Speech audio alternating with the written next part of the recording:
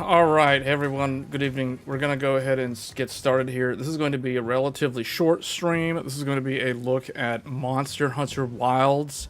Title Update 2 is officially out, and with it, the game has received a massive update. This game is still what I call the Crisis Live Service game, meaning this game is the most demanding game to have launched as a live service game, multiplayer game, single player game, basically all that good stuff in 2025. It is insanely hard to run. This game requires intense amounts of hardware to be able to play this game at 4K native resolution. But now I finally have a computer capable of handling this game above 60 frames per second at 4K native resolution.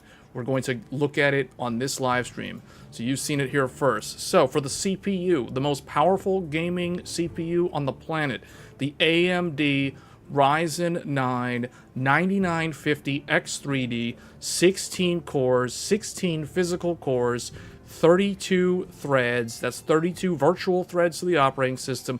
And you can see the utilization on the Ryzen 9950X3D is intense. This game uses so much CPU horsepower.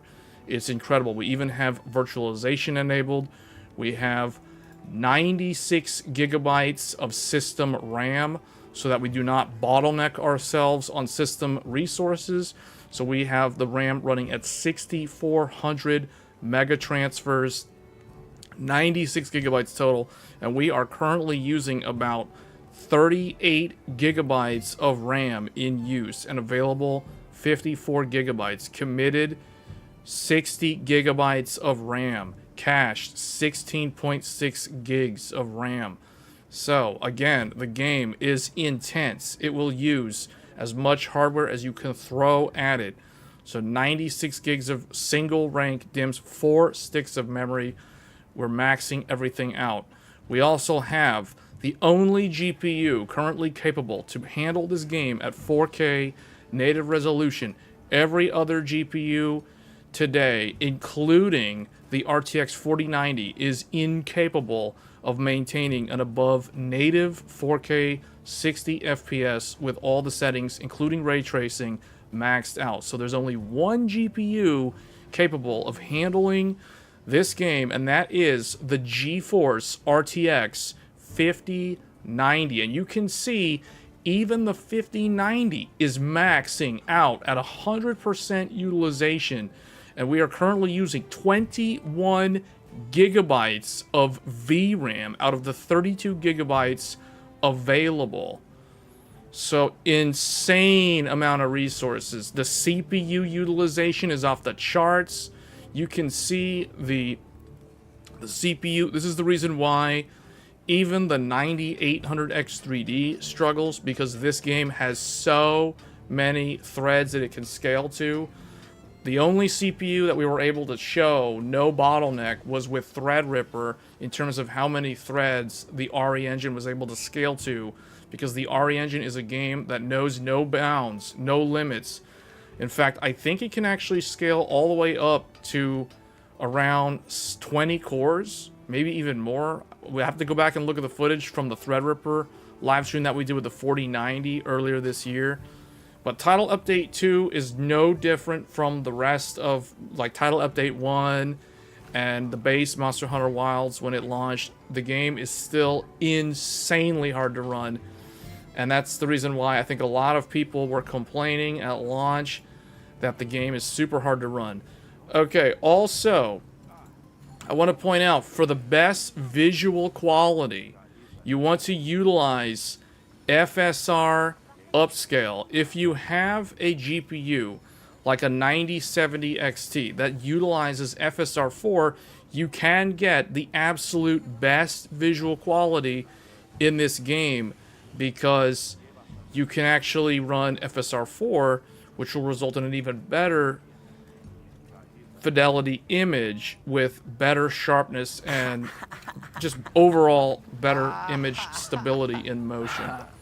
So the secret sauce, the secret technique to achieve the best image quality is to use FSR with native AA and crank the upscaling sharpness up to 100%. The default is 50% sharpness, and that's the reason why the game looks relatively soft and overall kind of faded. I've seen people say it looks like it's got a dirty image, like it's not clear, it's not sharp. Really, it's just not sharp. And the real reason is because Capcom, for some reason, defaults to 50% on the sharpness.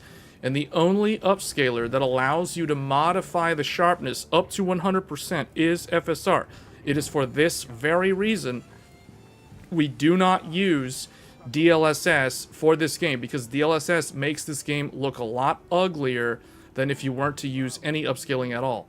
Likewise, Intel's XeSS does not feature the ability to manually tune the sharpness filter, hence the reason why FSR is the de facto best upscaler for Monster Hunter Wilds. And we're going to prove that here with the image quality.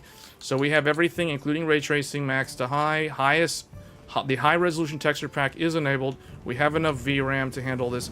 Typically, you need a graphics card with 24 gigabytes of, okay, not 24. You need 20 gigabytes of VRAM if you want to max this high resolution texture pack out. Meaning, even the 9070 XT with 16 gigs of VRAM is not enough to handle this game with the highest resolution texture pack turned on, while also trying to run the game at 4K resolution. You should be able to do 1440p resolution. So in those scenarios, if you're on 1440p, 16 gigabytes of VRAM is the minimum requirement for 1440p native resolution with the ultra high texture pack enabled. So like I said, this game has insane spec requirements. It completely ignore the system requirements or recommendations on Steam. Those mean absolutely nothing.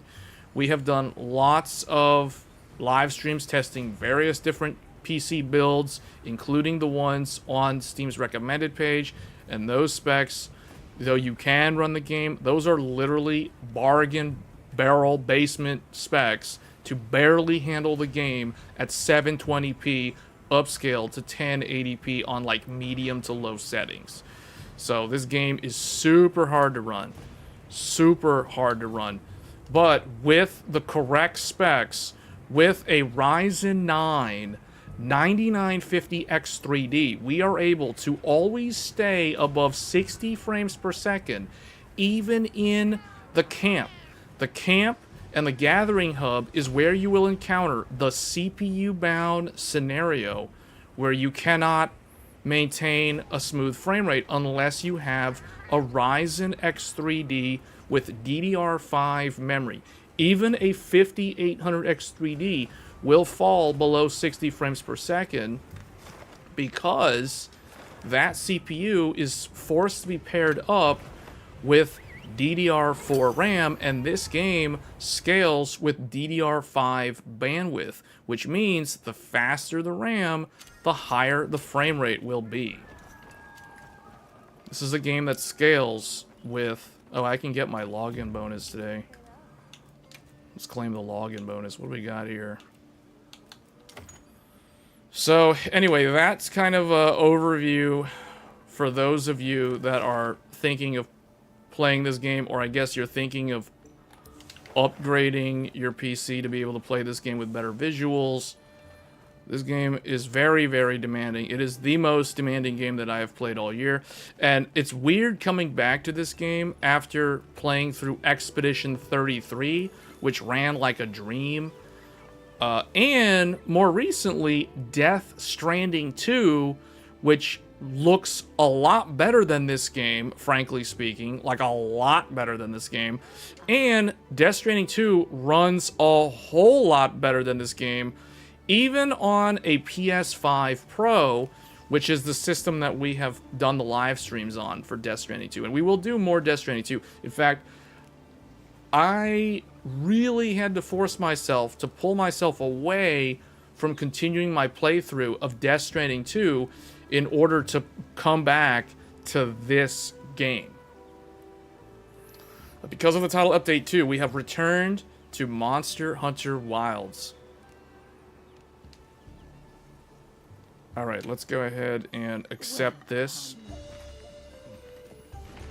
4K native resolution, everything maxed out, ray tracing maxed out, high texture resolution pack. This is like as good as it's going to get for this game.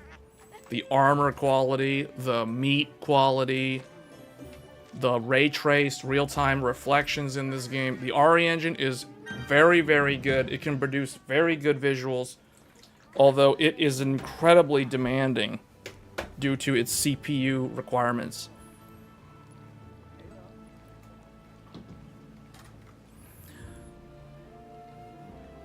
Spirit of the North 2.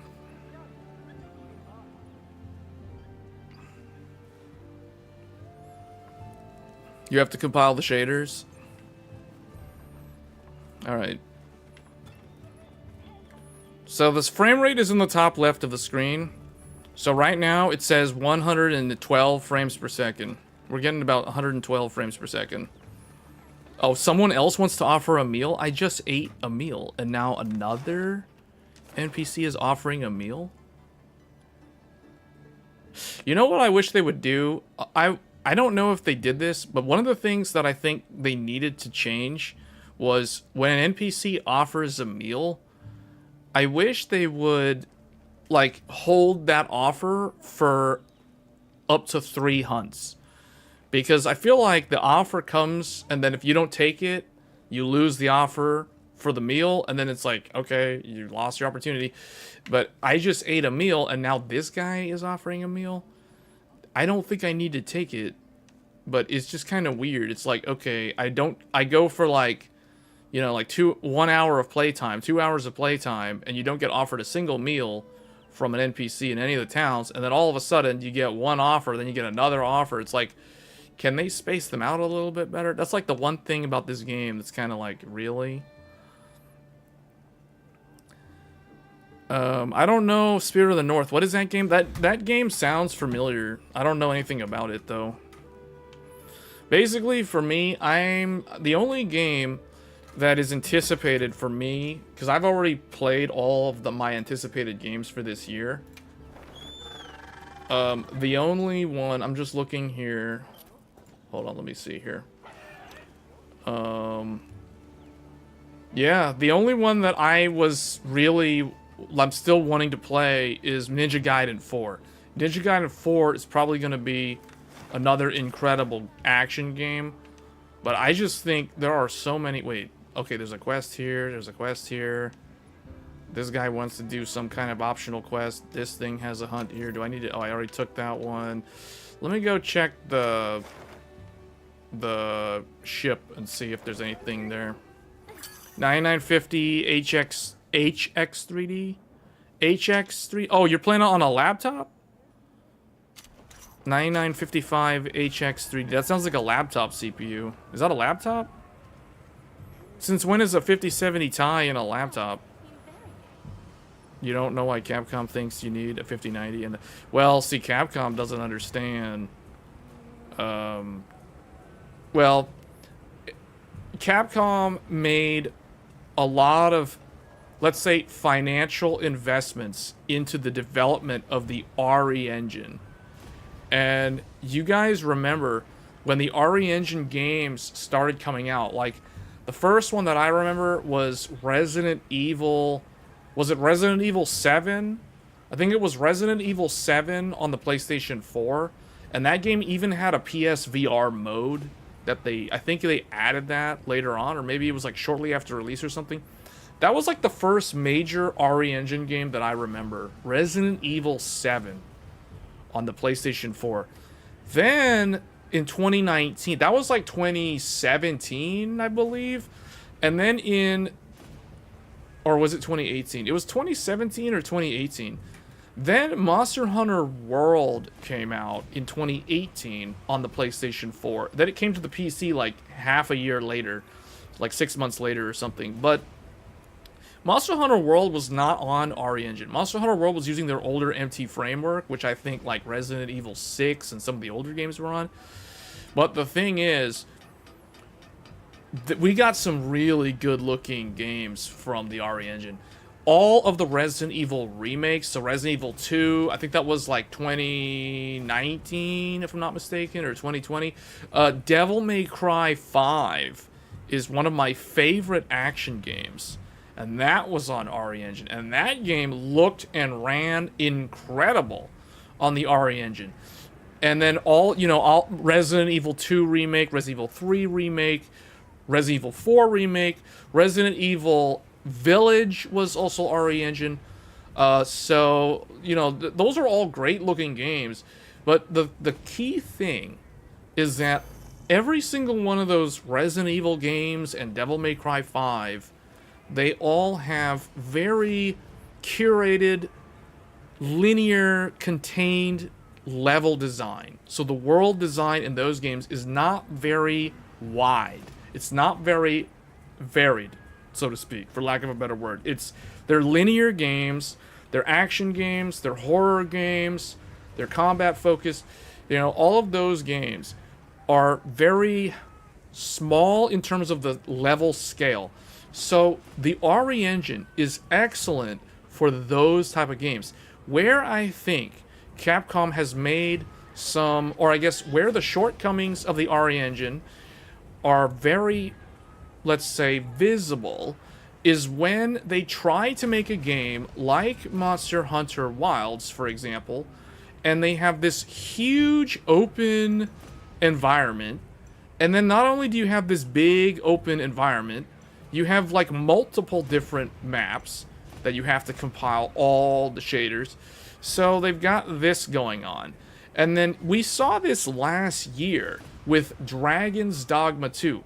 Dragon's Dogma 2 was another open world, wide, large-scale game that had literally thousands of NPCs. Well, I don't know if thousands, but I remember they said there was like 1,000 NPCs.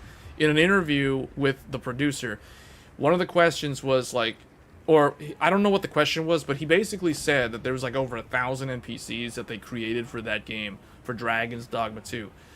And they had everything running in real time. They had time of day, they had night, day cycles. They had so many event triggers for like NPCs showing up in certain locations, and how they were all like certain quest lines were interconnected. So you basically had so many game variables running in the system RAM that required the CPU to basically treat Dragon's Dogma like it was an MMO, even though it didn't have any. Well, it did have asynchronous multiplayer. You know what I mean? The pawn system was a multiplayer system, so it did have like an online system, but you didn't have like, it's not like this game where you can group up with other players. But Dragon's Dogma 2 really showed that the RE engine has what I call scalability issues.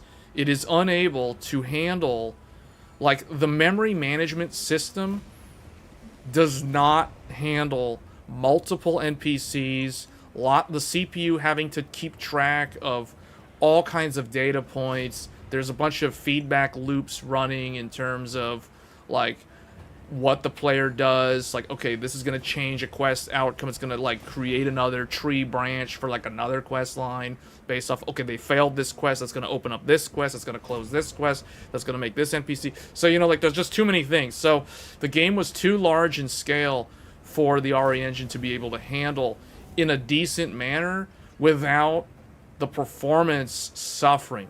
There is literally nothing Capcom can do to fix that problem. It is a fundamental architecture limitation of the RE engine. We talked about this last year on another live stream when we were streaming Dragon's Dogma 2, because a lot of people, when the game came out, kept bashing Capcom, and I remember the threads, poor optimization, my 3080 is only getting 40 frames per second, when it's really not the 3080's fault, it is the CPU, and you can't even really blame the CPU, because it's the game engine itself literally stalling the CPU out because it's queuing up too many things in memory, and the CPU just has to go through them all linearly. So it's like, good luck, you're not going to fix that, because there's a lack of parallelism, because there's a lack of a certain way that the engine handles a lot of these different NPC interactions, a lot of these different game variables.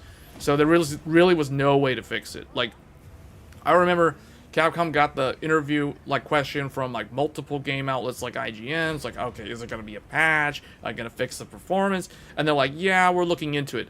That's their way of saying, no, we're not going to fix it. We're going to like look and see if there's anything we can do to like offload things in a better way. But fundamentally, they're not going to fix it. So the only thing that is going to fix Dragon's Dogma 2 and similarly Monster Hunter Wilds, because Monster Hunter Wilds is another open world, large scale, tons of NPCs. Every single monster is an NPC. Every single random creature, like the smaller monsters, are all NPCs. There's time of day. There's all this stuff. There's like there's also the players that you interact with. So it's like an even more like challenging game to run than Dragon's Dogma in a lot of ways.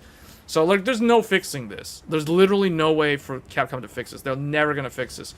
The only thing that is going to fix this is brute force hardware.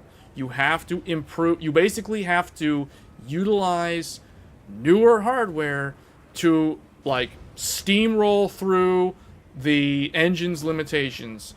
More processing power, more IPC, whatever, more frequency, memory bandwidth, VRAM, more CUDA cores, more AMD Radeon shaders, whatever you want to call it. Like, that is the only way to solve this problem. And I've said this before, and a lot of people didn't believe me, but here we are. It's now, like, the game has been out since, what, the end of February, and it still runs exactly the same as it did in the open beta test.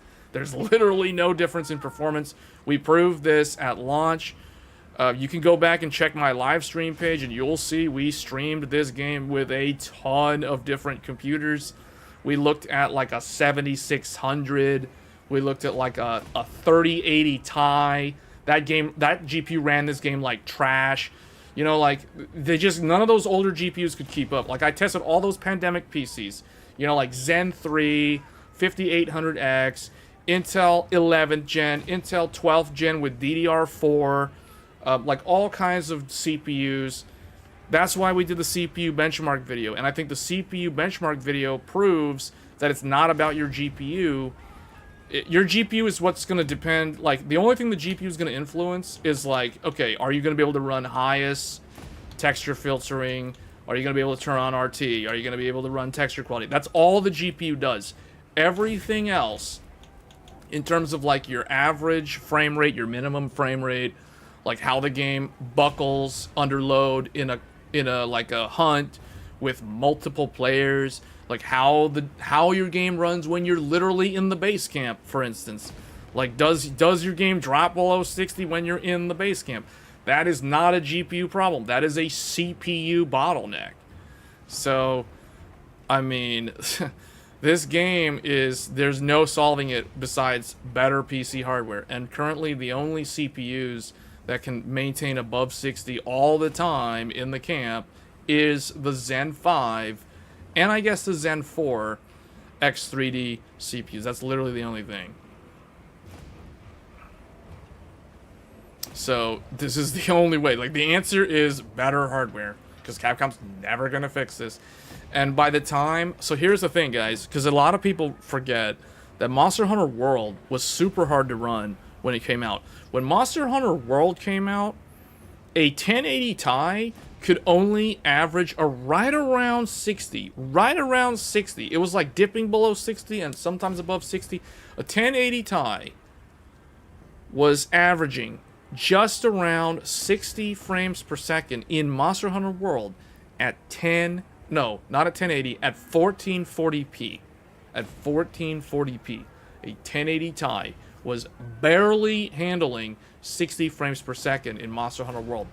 Now, I forget, like, how CPU demanding World was. Now, CPU, I'll tell you guys, World was nowhere near as CPU heavy as Wilds. And that's mainly because RE Engine is, like, it just buckles under load with all these NPCs, like, in memory, because of the way the game was coded. That's just the way the engine was utilized. Like, there's no way to fix it. So really, all you can do is new hardware upgrades. That's all there is to it. And I'll tell you, like, one of the reasons why the 5090 was a GPU that I knew I had to get my hands on at some point was because of this game. It's literally because of this game. This isn't the only reason. There's other reasons from other, like, power user tech videos that we'll be releasing in the future, similar to the one that we released today. But if it wasn't for Monster Hunter Wilds, I would have one less reason to even consider an RTX 5090, because the 5090, I knew I needed the 5090 to be able to show people what truly is required to run this game at 4K native resolution without any upscaling and get an above 60 experience with this game. So this is literally, like, this is the only GPU that can do it. Like, I tried the 9070 XT, couldn't do it. The XTX couldn't do it.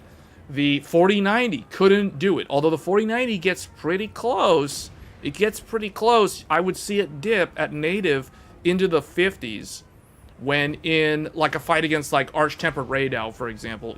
Like, when the lightning blasts start going off like crazy, when it's fully enraged, the 4090 will buckle and it'll dip into, like, 55. You'll see, like, 55 FPS on the 4090 at 4K native because it just can't handle it. So I knew that I was like, okay, yeah, this is going to require the 5090 to really show, basically, to do the Captain Ginyu thing. Like, use the scouter to measure the power level of Monster Hunter Wilds. You need a 5090 calibrated scouter to be able to see the full power of this game. And I'm like, okay, Monster Hunter Wilds, go all out, power up. I've got a 5090 scouter. I can see your full power now. And it powered up like Goku when he fought Captain Ginyu. It's all like, ah. And then I'm like, whoa, so this is the true Monster Hunter Wilds? This is the real you? Monster Hunter Wilds requires a 5090? What? Like, so this is the thing. Like, this is what it requires. And now I know, like, the extent of what this game is. And it is a real piece of work. It's a real piece of work. When I'm just coming off of playing Death Stranding 2. Death Stranding 2 is hands down the best looking game I have played all year. It has the best looking graphics, and it's the most, like, curated game in terms of, like, there's no ray tracing, there's no path tracing in Death Stranding 2, but the way the developers, the amount of effort that they put in to baking in the lighting, the time of day lighting, the shadows, everything that they've done in that game, just, it exudes quality. It shows the true power of the Decima engine and how the Decima engine truly can shine in games that have a lot of, like, real live actor motion capture footage brought into a virtual game world. And not only that, the sound design, it utilizes 3D audio so well. So not only are the graphics on point in Death Stranding 2, the audio is exceptional. If you're playing that game on a home theater system, it is an incredible experience. So Death Stranding 2 is definitely going to be it's definitely a contender for Game of the Year. Absolutely, it's a contender for Game of the Year. That is, if it wasn't for Expedition 33, literally right now, in my opinion, Death Stranding 2 would be the front runner for Game of the Year 2025. There's literally, like, nothing better that I've played that has better graphics, excellent sound stage, sound design, the voice acting, the character acting, the motion capture, the soundtrack, the combat design, like, the customization, the freedom of your choices in the game, how you want to tackle something. You want to go and be a ghost hunter and go Ghostbusters, hunt all those BTs. You can do it if you want to do it. If you want to run away from the ghosts, avoid all the fighting, don't even engage in any stealth action, you can avoid, just go around, just take the long path, drive around in your truck. You know, like, you're the FedEx guy, you choose your delivery route. So, you know, like, that game is so good. That game is so good. Expedition 33 is still okay. I have not finished Death Stranding yet. I'm about halfway through. I'm almost halfway through on my playthrough, and I've put in I've put in like 35 to almost 40 hours of playtime on Death Stranding 2 right now. So we will be streaming more Death Stranding 2 later this week. But what I can tell you is, in my opinion, Expedition 33 is still in front of Death Stranding 2 just because of what that game represents. That game was made by a team of less than 50 people. I don't know what their budget was. I still don't fully understand how they got the funding to make the game as good as it is. I don't know who backed them. I know Microsoft was involved with maybe helping them financially at a certain point in the development cycle.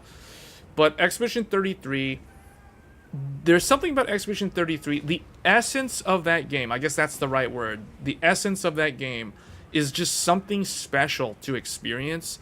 That's the type of game that only comes around maybe once in 10 years. It's that type of game. It is like you will almost never see a game show up from such a small team that is that good, with that kind of quality, with that sort of voice acting, character, like motion capture, soundtrack being like AAA, even though it isn't even a AAA title. And it's just, it exudes quality. Like, the combat system is on point. It makes turn-based games fun and engaging. I think the game is very approachable. I think if someone is not a fan of like turn-based RPGs, they could still enjoy Expedition 33 just because of the way that game's combat system is designed. And if someone doesn't like the reactionary turn-based system and they want to play it like a regular old-school turn-based game, they can literally play it that way. There's a setting in the options to make it accessible for those type of players. So I feel like that game, it still edges out Death Stranding in terms of the feel, like the way that it makes you feel when you play the game. It's because that's the thing about games. Games as a form of media expression. I say this to some people, like gaming, people who don't play video games as a hobby, they're missing out on experiencing the highest form of art, because it not only is it about art, it also blends like the music. Music is a form of art. Games have soundtracks. Expedition 33 has an exceptional soundtrack. So does Death Stranding 2. So it's one of those things where it's like, it's not only about graphics. I've said this to people who, because I know this is a tech channel, and most of my viewers are tech enthusiasts. So a lot of people that watch my videos and tune into my live streams, like the Tech Thursday show, a lot of them are into PC hardware. But the thing is, you have to remember that a game, the graphics quality of a game, is only one component of what makes a game good. Some people value graphics more than others, but if you're going to grade a game objectively, you cannot just say, oh, this game has lousy graphics, it's terrible. No, because it can still be exceptional in other aspects. And the thing about Clair Obscur Expedition 33 is it basically excels in so many different areas that make it, as a whole, an excellent game. And that's the reason why, as I was playing that game, I was thinking, yeah, this game has Game of the Year vibes. Like, it has that kind of vibe. It may not be like the best game graphically, but it has the whole picture. It's so well rounded that I think, even though Death Stranding 2 has better graphics and probably better sound quality in terms of the recording quality of that game, Death Stranding 2 is a more polished game. But I feel like Expedition 33 is a game that just has, it's like the soul of that game, or the essence of that game. There's just something about it that just makes you feel like, yeah, this is a game that you rarely ever get to experience. And a lot of people can interpret it in different ways. Some people are like, oh, this game feels like this should have been the next Final Fantasy. Why has Square Enix not made a game like this? You know, like, the fact that people say stuff like that is another sign that the game exudes some sort of quality that is rarely seen in today's age of video games. Yeah, E33 is the complete package. Nero, you're right. Art direction is better than graphics. Although Death Stranding 2 has excellent art direction. Death Stranding 2 is definitely second. So, like, right now, currently, I'm of the opinion that Expedition 33 is slightly ahead of Death Stranding 2. Now, I have not completed Death Stranding 2, and I have completed Expedition 33, but as I'm about halfway through Death Stranding, and I would say even without completing it, I still think that Expedition 33 is more deserving of Game of the Year. Like, there's just something about that game that's special. Not to say Death Stranding 2 is not special. I think everyone, like, if you have a PlayStation 5, you don't even need a PS5 Pro. PS5 can play that game at 4K 60 using, like, the Decima upscaling in performance mode, and it still looks exceptional. I have played the game on a standard PlayStation 5 at 4K. I've played it on the PlayStation 5 Pro. I've looked at side by side. The difference is the PS5, the base model, if you're playing it on 60 FPS, will drop below 1440p quite often. Like, it can dip to like 1080p and then upscale all the way to 4K. But the way that the art direction of that game and the Decima engine is so well done, it's so well optimized, that you rarely ever notice like imperfections in the graphics. That is how good that game is. So I feel like, man, the battle for Game of the Year this year is going to be intense. I don't know what other games besides those two. Currently, I feel like it's those two. Like, first or second, either or. It's going to depend on personal opinion. I personally think E33 is slightly ahead of Death Stranding. But Death Stranding, hands down, is like the second best. Like, it's better than Monster Hunter Wilds. It's better than Ninja Gaiden 2 Black, although that's not even technically a new game. I don't know if Ninja Gaiden 4 can beat Death Stranding. I think Death Stranding is going to be the best looking game of 2025. I don't see anything else topping that game in terms of visual quality. But, yeah. I mean, if you've got a PlayStation 5, Death Stranding 2 is the game to be playing right now. Like, that game is insanely good. Insanely good. It seems like we get, like, one good game. It seems like there's one big, nice game that comes out, like, every month this year. I'm looking through my calendar here to see. March, Ninja Gaiden 2 Black was March. I mean, if you were on PC, the PC got Final Fantasy VII Rebirth back in January. That's a really, really good game. That was a contender for Game of the Year last year. So, I mean, there was that, but that doesn't really count because it's not new. In February, there was Monster Hunter Wilds. There was also Like a Dragon, Pirate Yakuza. That was a very good quality game, but for some reason, the Yakuza games, those games I feel like are not for everyone. Those are for people who like Japanese slapstick humor, and I guess they like games like GTA. They like open world sandbox games that don't have as much freedom as GTA. I feel like that's who that game is for, but those games never really sell well. Like, Sega is the publisher, and as good as the Yakuza games look, and those are really good quality games, they never sell well for some reason. Like, the Sonic games sell way better, and like, now that I think they purchased Atlas, the Persona 5, like, Persona as a franchise outsells the Yakuza franchise maybe like 5-1. It's insane. So it's like that's more proof that it's not about graphics, because the Like a Dragon, the Dragon engine is another really good engine. It's well optimized. Monster Hunter Wilds was February. That was what I consider the big one for that month. For March, Assassin's Creed Shadows was the big game in March. There was also the first Berserker Kazan, but that's more of like a niche action game. That was a good game for some people. I didn't really like it personally, but Assassin's Creed Shadows was probably the big game that came out in March. And that game looked pretty good. That was the Ubisoft game. And then April, obviously, was Clair Obscure, Expedition 33. And then May was Elden Ring Night Rain, which is probably going to be the first time in a long time that From Software doesn't really win. I don't see Night Rain. Night Rain is a great game. Don't get me wrong. I've played a ton of Night Rain. I enjoyed that game a lot. But I'm objective enough to state the obvious. And I don't think Elden Ring Night Rain is going to win any significant awards. It's a great game. It's what From Software says. From Software calls it a short RPG, like short form RPG is what they literally call it. I just don't think it's a very unique, I mean, okay, it's unique. It's a unique niche type of game that's not going to appeal to people that are fans of Elden Ring. I mean, it'll appeal to some.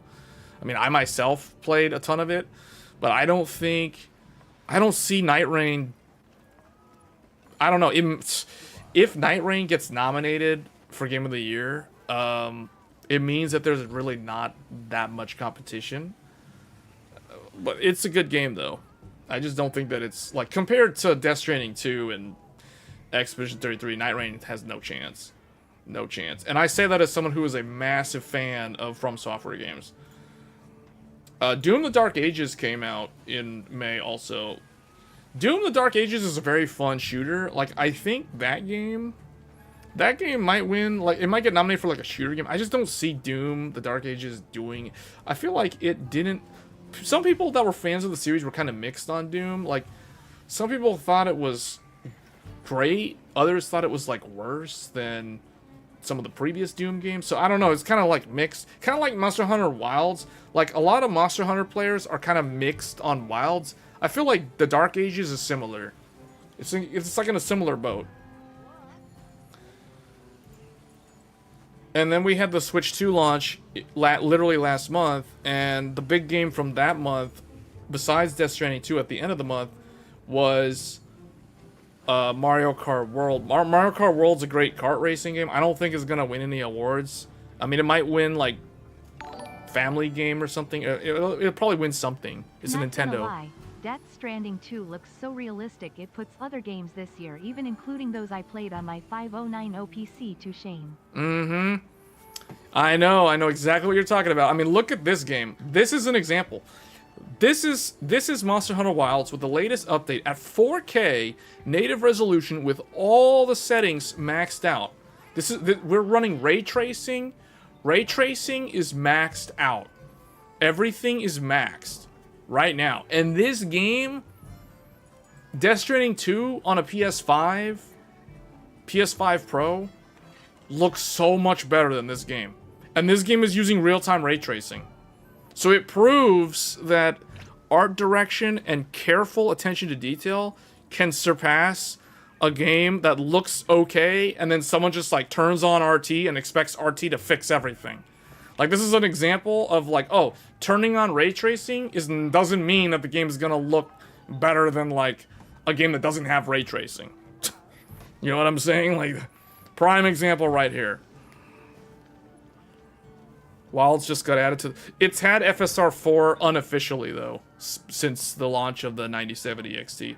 I've already showed FSR 4 quality on this game back in March. But yeah, it has official support now. AMD or Capcom or whoever certified it. But you could already run it with FSR 4 if you had an RDNA 4 GPU. Doom the Dark Ages wasn't a traditional shooter game like Doom in Doom 2016. Yeah, well, yeah, see, and that's why it was kind of like controversial. Well, not controversial, but it was kind of like mixed in terms of the fan base opinion on it. They don't care for using a shield to block and parry all the time. And see, you know exactly what influenced that. You know what influenced the developers to do that? From Software games. Hands down, it was From Software games. The Doom developers probably played a whole bunch of Elden Ring, or maybe even going as far back as like Dark Souls 2, Dark Souls 3, and we're like, man, we need to put this type of game mechanic in the next Doom game because this is like the best thing since sliced bread. I kid you not, I have seen so many games that have come out in the last 2 years that have literally just put in shield, block, parry mechanics just because they wanted to do it. Like, I don't know why I don't think they needed to do it, but for some reason they're like, man, Elden Ring is so good. Elden Ring won Game of the Year. It's like unbeatable. Let's put shield and parry mechanics in our game so it's twice as good as it was in the previous game. Like, I feel like there's too much of that, and I'm really getting kind of tired of that. Not to say that they shouldn't do it, I just think that it's so overdone. Like, every developer's like, man, who would have thought Elden Ring, shield, guarding, and parrying is like such a novel idea. We should put it in our game. It'll make it so much better. Not necessarily. You're playing a first-person shooter and you think you need to parry somebody. Like, that's the thing.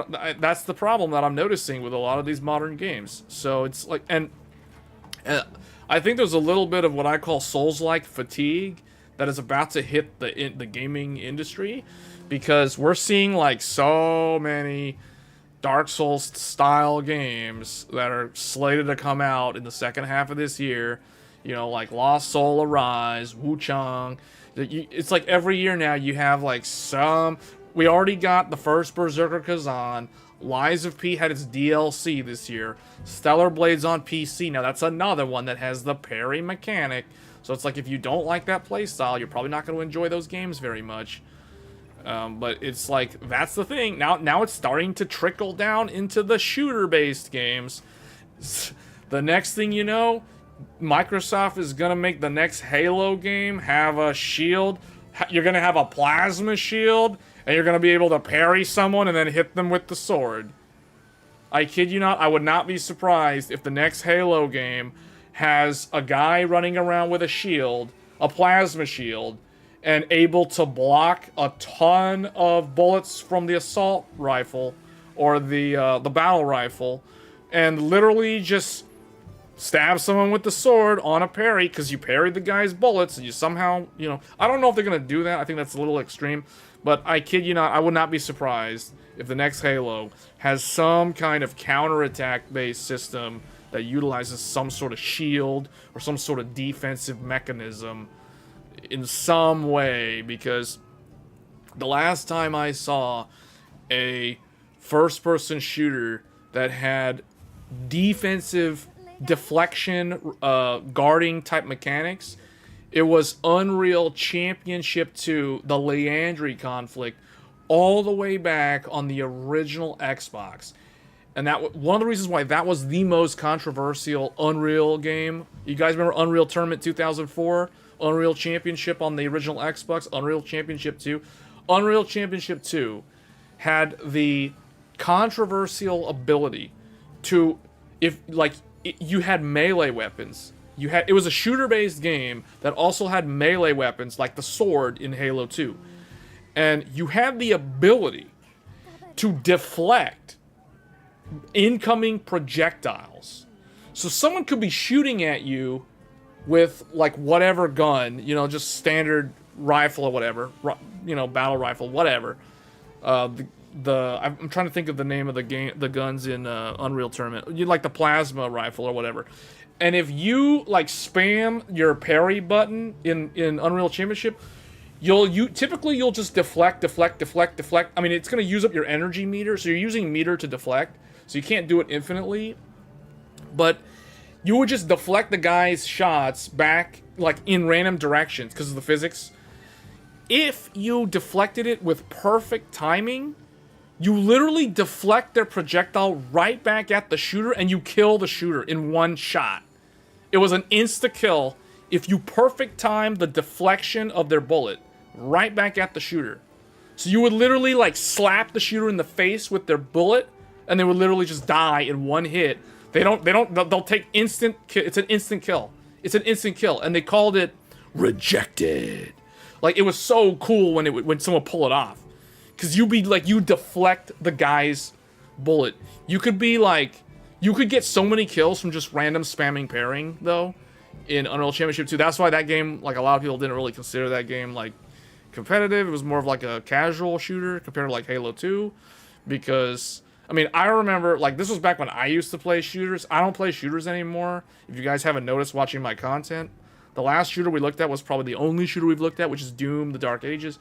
But I used to be into, like, Halo 2 on the original, the original Xbox. I did play a little bit on the PC at some point, before, like, COD 4 kind of, and Call of Duty 2, like, or Modern Warfare 2, that kind of, like, took over the entire, like, FPS besides, like, Counter-Strike.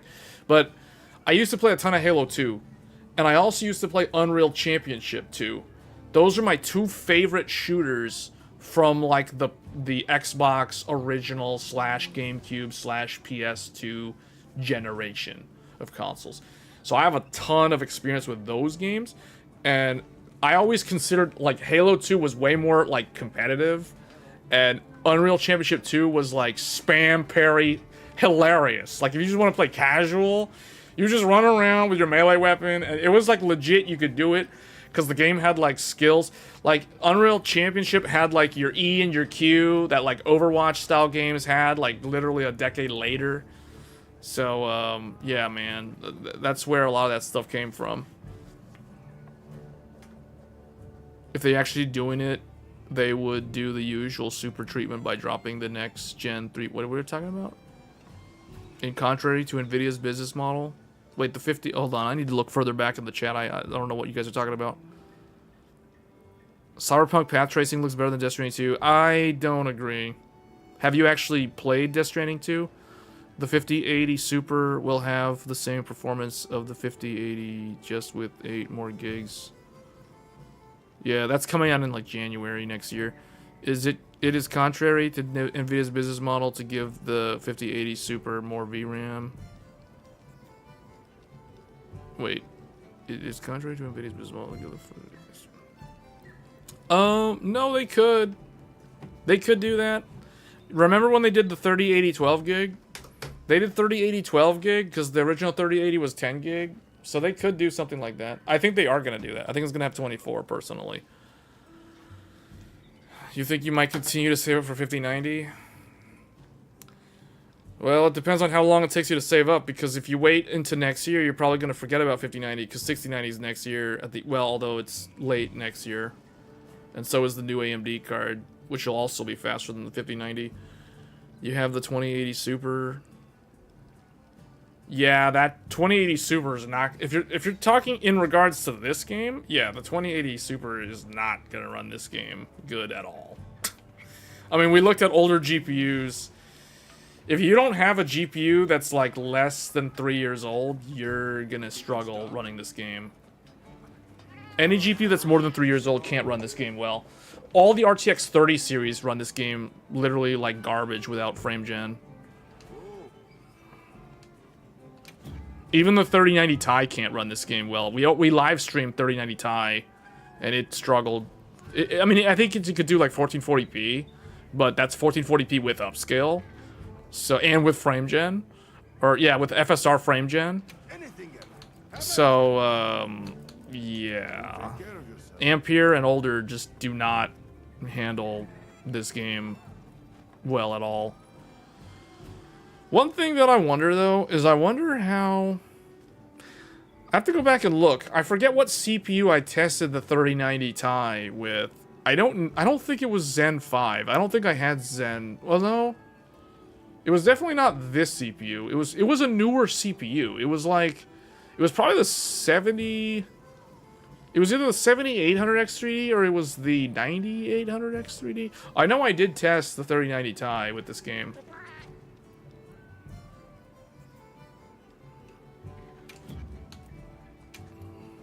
Okay, supposedly, so with this title update, they said that they improved everything about this game. So one of the things that they added was something that I don't understand why they didn't have this at launch. The item box. They literally added the item box. It's like, it's about time. You had to go into your tent every time you were in a base camp and you wanted to access your equipment or your items. Whereas in Monster Hunter World and in Rise, as far as I know, you could just access the item box like how it was normally in like all the previous Monster Hunter games. Why it took them this long to add this is Very questionable. The other thing that they did, so there's 2 new monsters to hunt. Let me see. Obviously I don't think I have them in here. I don't think it's going to show up because I haven't discovered them yet. Yeah. So there's 2 new monsters that they added. One, I think one is a new... No. I think they're both returning from older Monster Hunter games. I'm pretty sure both of them are returning from older games. One, I think, is from Monster Hunter Freedom Unite or something like that. And I forget where the other one's from. But they're like fan favorites. And I never played the older... Like, I didn't play anything older than World. So I'm not someone who can really comment on the older Monster Hunter games. I got into Monster Hunter when World came out, for those wondering. So I have like 1,000 hours of playtime in Monster Hunter World. And then I tried Monster Hunter Rise, and I didn't really like Rise. So I never actually got very far into Rise. So really, my only experience with this franchise is Monster Hunter World and Monster Hunter Wilds. So those are the 2 games. So basically the 2 big, like, high fidelity, high hardware requirement games are the only real experience I've had with this franchise. But what I can say is they're bringing in a lot of monsters. Like, the new monsters are ones from older games. Can the 9070 XT run? Yes, it can. We've shown it. Now, the thing is, it doesn't have enough VRAM if you're for the highest texture. If you're wanting to run high texture... I don't know what this guy's saying. I didn't read any of his dialogue, so I have no idea what he's asking. Special items are now available at the stockpile in each region. Just choose which item you want from the list to obtain it by exchanging. So what is this? Exchange. So, what you need today? Oh, okay. So he allows you to... Okay. I mean, that's cool. So I guess if you have excess limited edition FOMO tickets from the festivals, you can exchange them for festival things, I guess. I mean, I guess he probably has some other things. We're open day or night. But yeah, to answer your question, 9070 XT, most of our streams that we did for this game from like March up until now were featuring a 9070 XT for Monster Hunter Wilds. Yeah, that game can that GPU can run the game at 4K. However, it doesn't have enough VRAM to turn on the highest texture. So if you want to run the game like with this, where is it? If you want to run the game with... Oh, it's like here. Okay, if you want to run the game with this, the highest resolution texture pack, if you have a 16 gigabyte GPU and you want to run this game at 4K, you cannot use this. You have to set this to high. That's the only thing. That's the only thing you have to do. Otherwise, you can... I mean, that GPU can handle this game at 4K. It's just you're not going to be running the highest texture pack because it only has 16 gigs of VRAM. You need 20 gigabytes of VRAM. It's just under.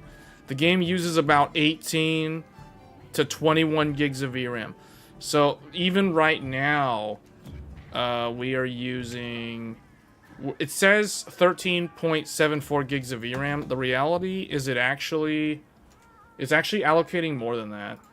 It's actually using 23. If you check Task Manager, it's using 23.3 out of 32.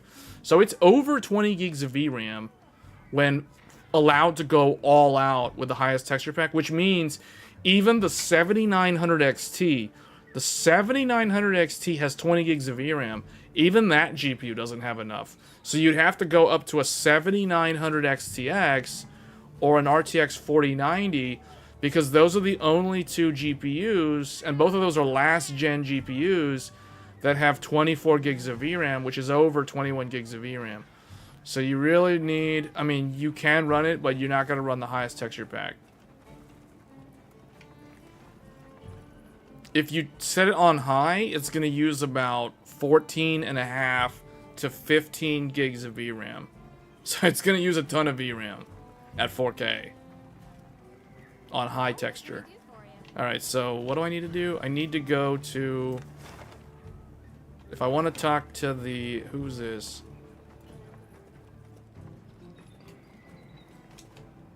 What does this guy have? This guy has some... Okay, yeah. Okay, you received the common wood pendant. Okay. Does he have another one? These fish are certainly useful for hunting. You received the emerald jitterbait. Okay. New stuff.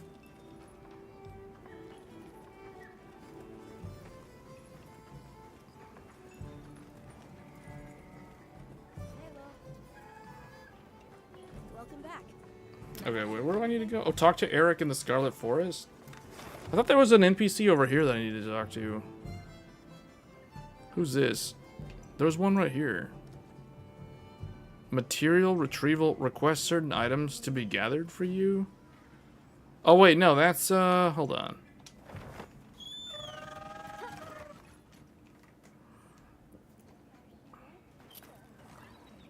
You still put this game in Game of the Year contest versus Mario Kart?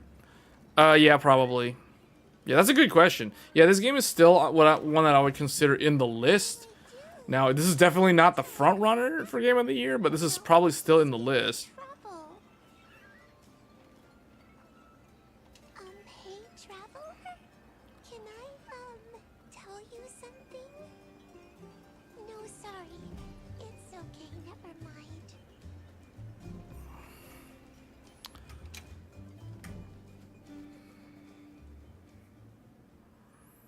But yeah, so far, top two are definitely Death Stranding 2 and Expedition 33. I would say this game is definitely still... So typically there's like 5 contenders for Game of the Year. 3, 4, and 5. This game is probably like... I'm trying to think, like, what would be the other two? I promise no one will be mad. And the hunter here is going to help make whatever's bothering you better. I mean... Elden Ring Night Rain. It's like, I don't know. I guess this game and Elden Ring Night Rain and maybe something that hasn't come out yet, or Yakuza or something. Monster Hunter Wilds is okay, not the best. Yeah, but we're saying, like, what are the top 5 games for Game of the Year right now? Oh, I forgot about Mario Kart World, though.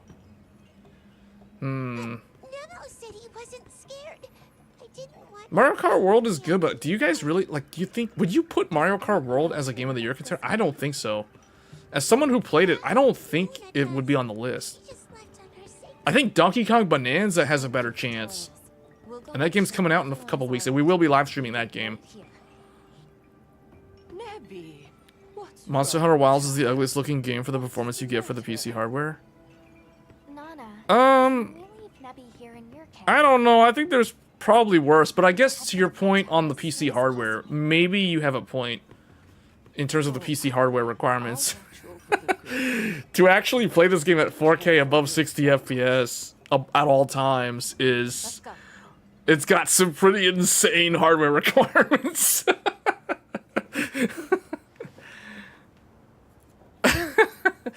And that looks pretty good. These graphics don't look bad at 4K on a 240 Hz OLED. This looks pretty good. But see, this is a curated cutscene, though.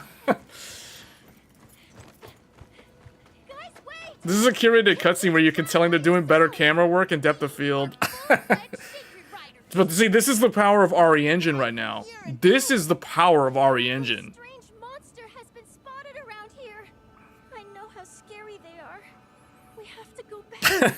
Monster Hunter Wilds.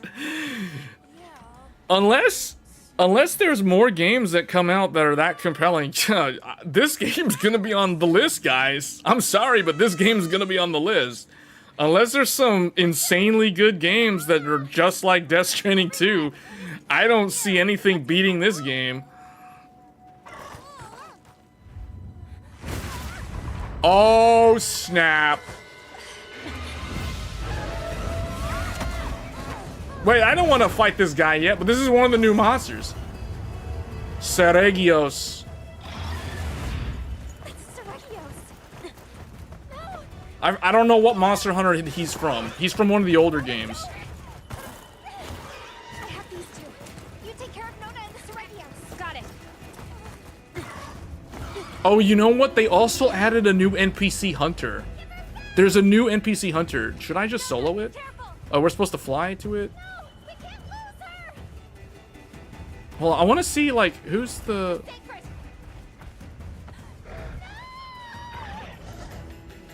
Oh, boy.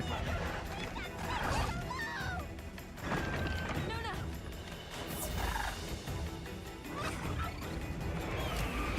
Should I...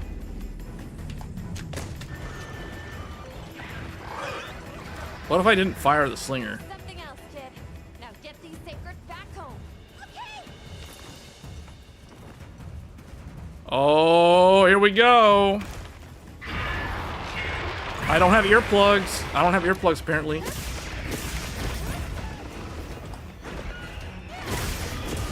Oh! Parry! Here we go. We're gonna play this game like it's Elden Ring with the parry mechanics.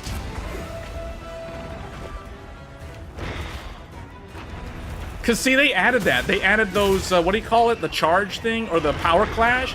Power clash is basically from Elden Ring. I don't think that was in Rise. It certainly wasn't in World.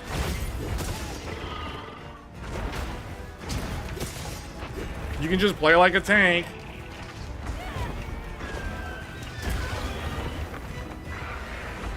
RE Engine is not the best for open world games. Yeah, I don't think you were here at the start of the stream. We kind of like talked about all the stuff, all the shortcomings of the RE Engine, and talked about Dragon's Dogma.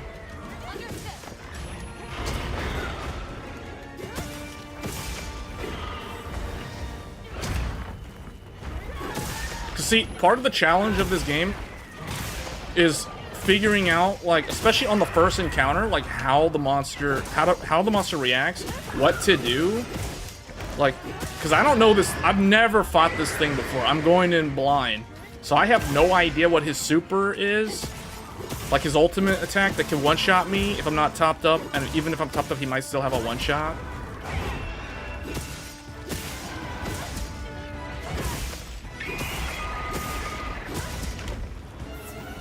Oh, he's like, I'm out. He's like, I'm out. He doesn't want to play right now. Okay. He's tired of me talking about, like, how hard it is to run this game.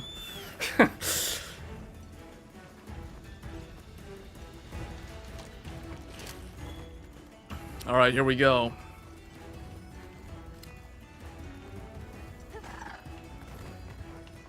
Alright, he went over here. Oh, see, some of the people don't like all the automation. This game has so much automation. Am I going the right way? In the sense that, like, you can auto-route your sacred... Oh, look, that guy's just like, I'm out, man. He's like, I saw something I don't want to see. He's like, that... Do you see that?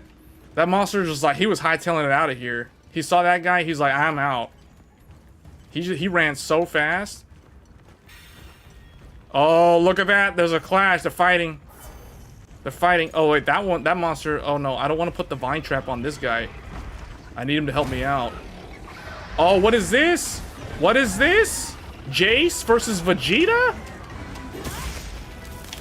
There's another Dragon Ball Z fight. Captain Ginyu.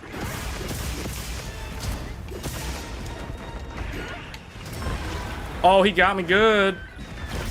Oh, here we go. So what I'm talking about. Power Clash, Elden Ring, Game of the Year. Oh! Sit down.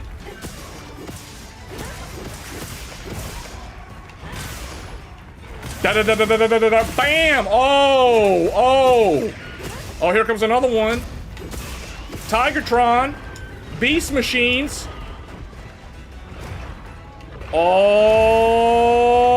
I'm running in. I'm running in. No, I don't want to hit this boy. He's my friend. Okay, get him. Get him. Knock him out of the sky. Get him. No, get him. Get in there. Get in there. Fight him. Oh, I keep hitting this dude in the face. Oh. See, this is what makes Monster Hunter so cool. Like, there's no other game like this. Bam! Sit down. Oh! Get him, get him.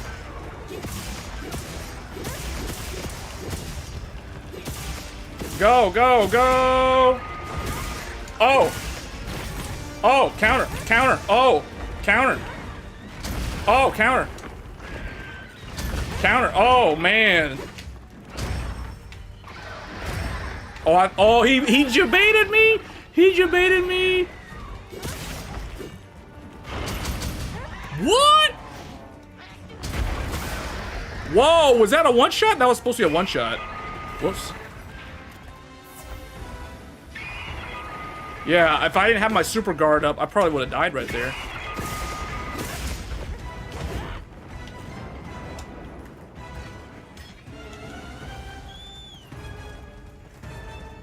Yeah, there is a Discord link in the channel.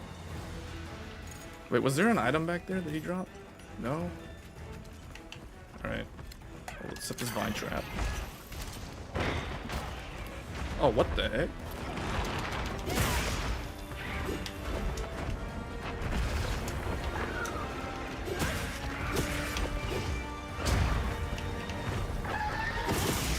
Oh. Paralysis, paralysis. Paralysis. Attack that sciatica. Attack that sciatica. Paralysis. Paralysis. Oh. Oh, he's tail striping me. Go. Oh, man.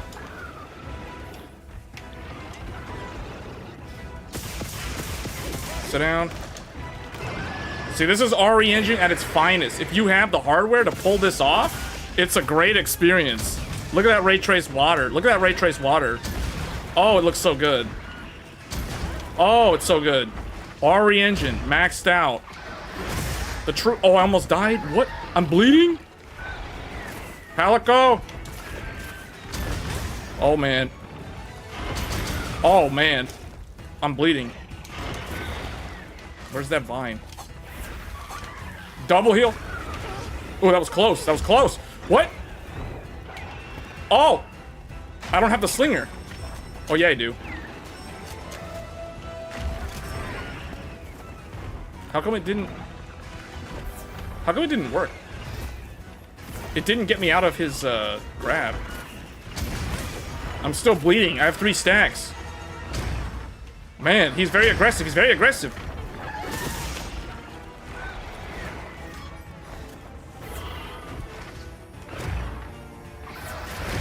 Oh. Still have the bleeding stacks. Why is there a crocodile next to me?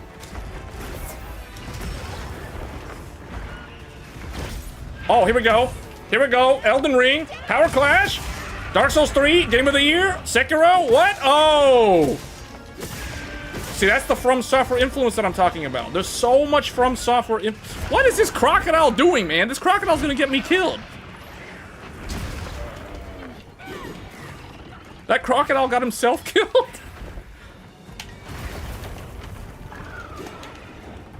He's gonna tail swipe.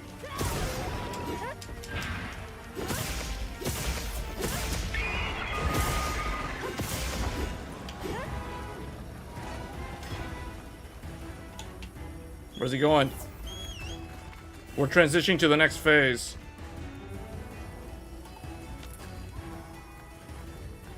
The game still runs no different from how it ran at launch. Like, they didn't do any sort of optimizations.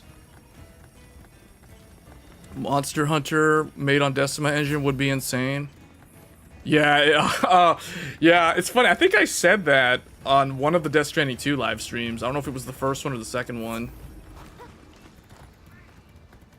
Because, see, just looking at the textures, looking at how these rock formations look, and then knowing what I know about how Death Stranding 2 looks in sort of the arid desert region with the rocks and the mountain cliffs and stuff, no comparison, man. Death Stranding 2 looks like true next gen in terms of visuals.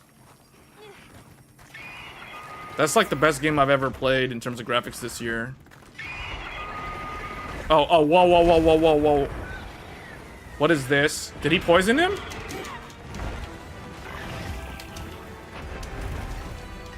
Oh, that's not what I wanted to do.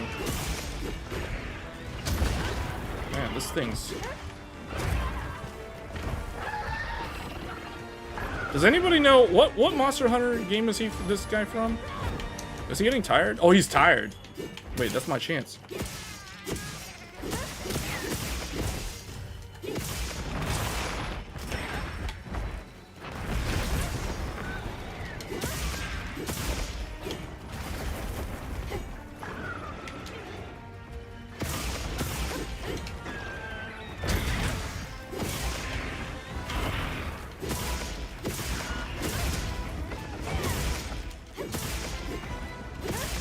Oh, I need to get him in the face. He has like a... There we go.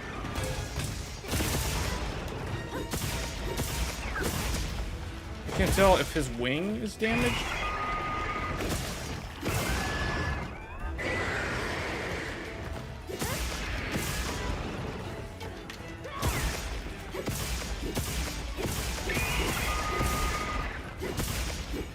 Yeah, he's hungry. He's like, he doesn't want to fight me. I can already tell.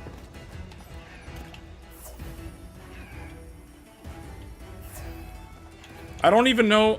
I think, okay, he does, I know he does bleed damage. I haven't seen any other elements from him, so I don't know, like, if I'm wearing... I got, like, 30 Thunder Resist, because this is the Gamma set from Arch-Tempered Radeon. So I have no idea, like, what this guy... Besides bleed damage, I don't know what other elements he has. Oh, wait, he's already almost dead? Alright, let's cap him, I guess. Wait, did that count? I almost forgot, like, what my... I don't even have the right... I got a shock trap. Wait, oh, I have to slay him! Oh, I have to slay him! This is a slay quest, not a capture quest. It says slay him, okay. That means we're gonna have to get those carves.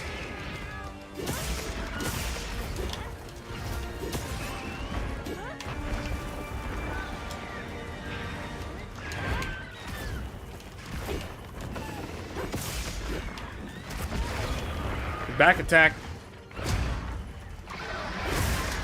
Whoa! See, that's what I'm talking about. Bleed. Oh boy.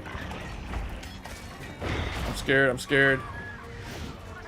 I might bleed out. Oh, he's going for the Palico. He might bleed out.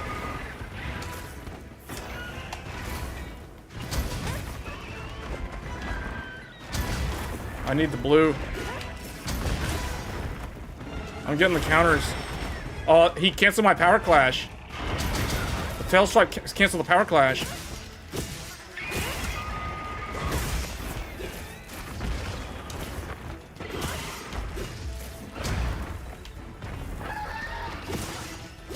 Oh wait, he's got like cuts on his legs and stuff. I think I can cut the tail? If I can... If I can get it.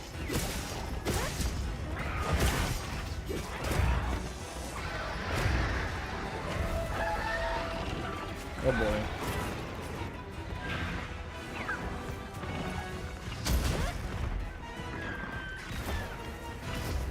Oh, I need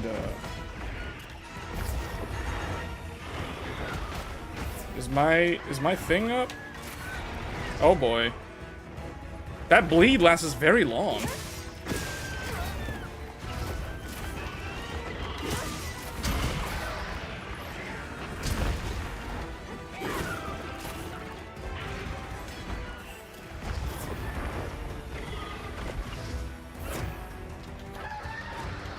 What does this do?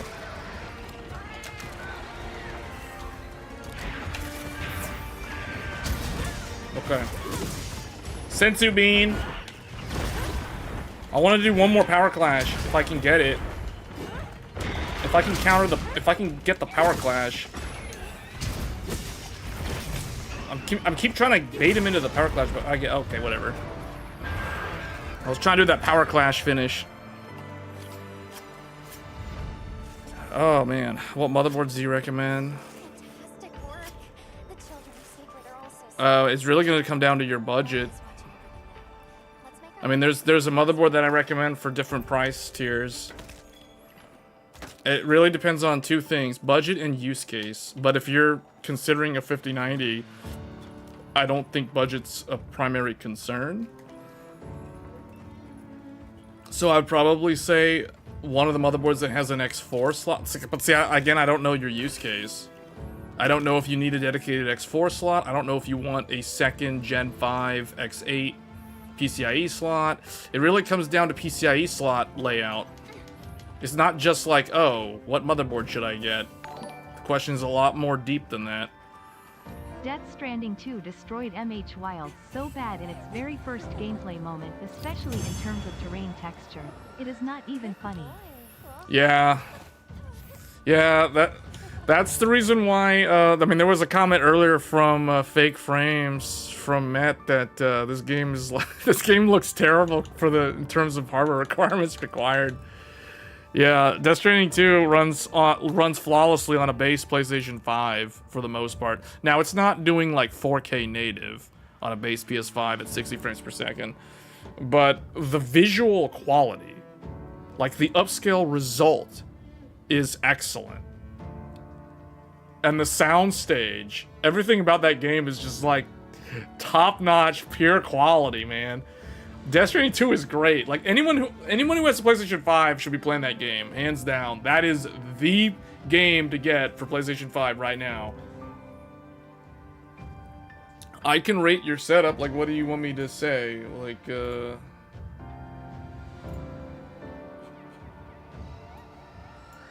what is your setup?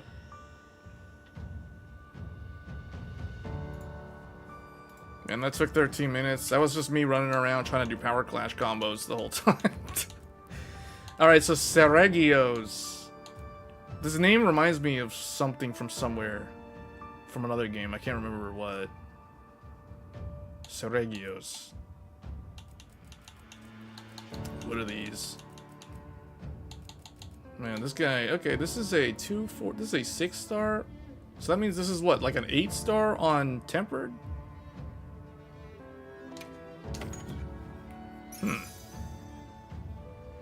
Wow. Precise Jewel 3.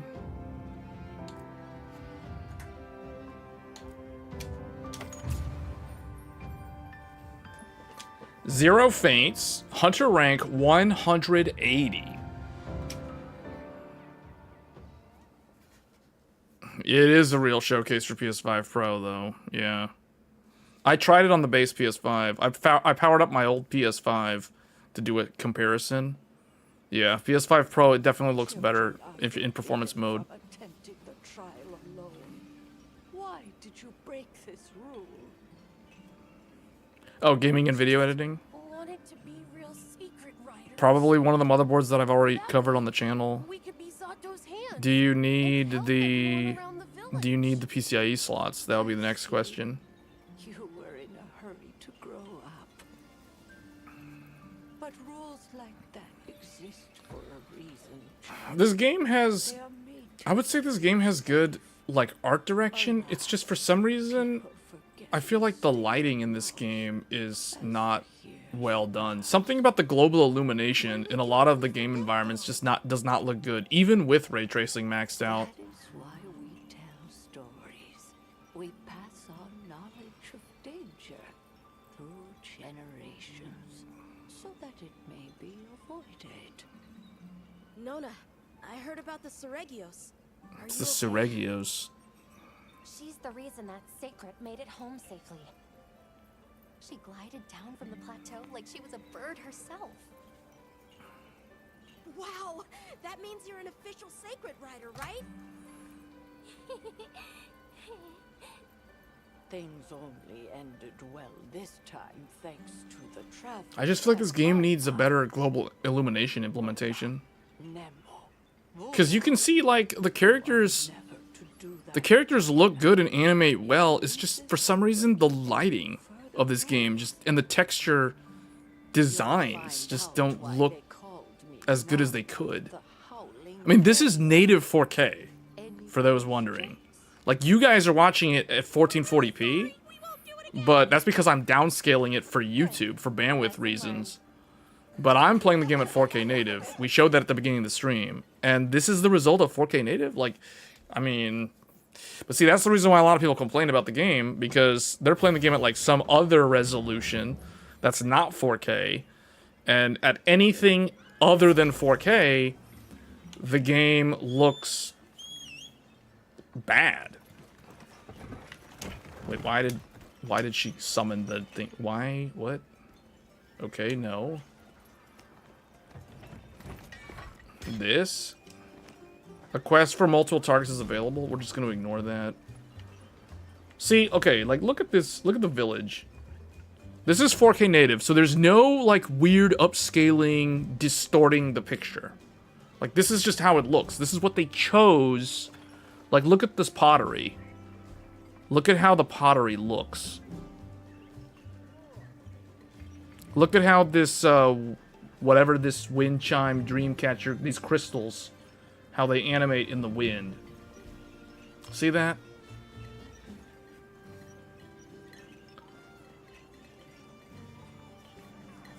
At 4K, this game does look better than Monster Hunter World, but at any resolution less than 4K, I feel like World looks very similar to this game in overall presentation.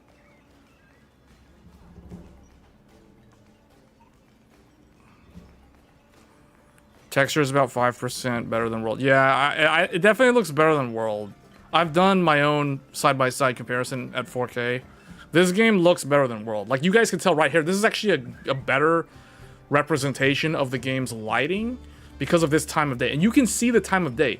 Look at the pottery. Look at how one of those, like, the sun is slowly, the shadow on one of those pots is slowly covering the pot. See, and you can see the shadows of those objects, like, up there. I don't know what they're doing with the fur effect, though, because, like, the fur effect on this weapon shield is kind of, like, I don't know why it looks that way. But this game definitely looks better than World. If you're playing this game at 4K, it's going to look better than World. It overtakes World at 4K because I really think Capcom designed this game for a 4K output because they designed this game for, like, the consoles in mind. Like, they expected it to run on console. So, and the consoles target 4K, whether it's checkerboard upscaling or whatever sort of upscaler they're utilizing, variable resolution upscaling. So that's the reason why anything less than 4K in this game looks last gen or just not good. So you really, really want this game to be outputting at 4K resolution, regardless of whether you're using upscaling to achieve that or not.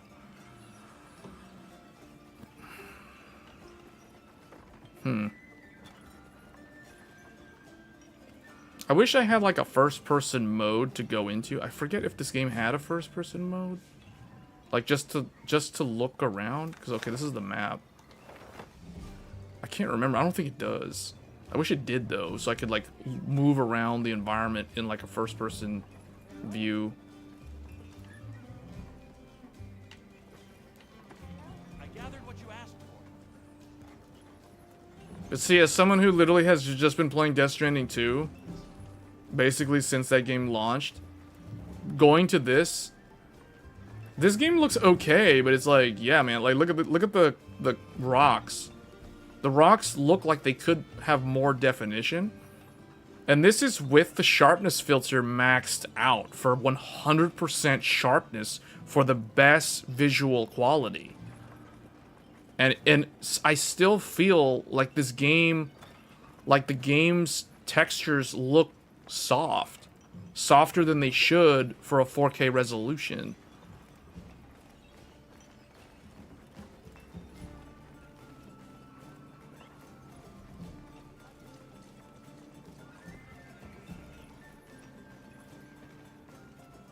I mean, they've added a lot to the game since it came out, but I think the updates, like, I don't have a problem with the update frequency because there's so many other games to play that I'm actually glad Monster Hunter is not updating like crazy fast, because then I wouldn't be able to keep up with this game. So I don't have a problem with their update cycle, like their frequency. I think it's fine. I mean, we're getting Arch-Tempered Duna is coming out in what, like toward the end of July. So I forget what week that will be, but oh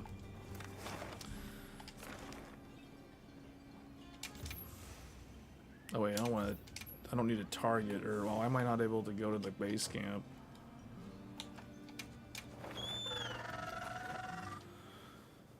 You just posted the setup. Is someone gonna have to tell me the setup?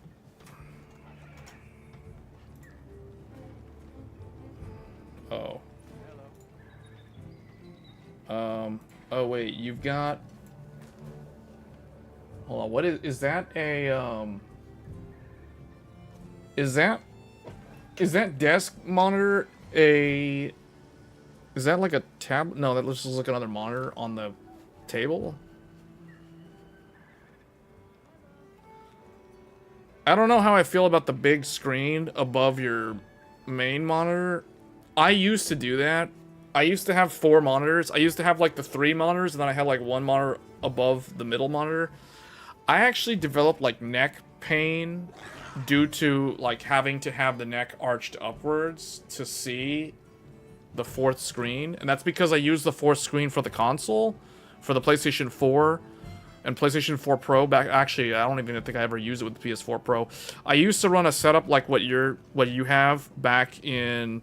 It was back when Bloodborne came out, so this would have been like 2015. This was like 10 years ago, and I remember developing neck pain because of that 4th monitor. So I don't use the monitor up there anymore just because of that experience. So it's a portable office monitor. Oh, the one on the desk. I mean, it's fine. It looks like the setup that I used with the Intel Arrow Lake setup that we did like 1 or 2 live streams recently. So you've got wait, this is like so what is the display above? Is that like a TV?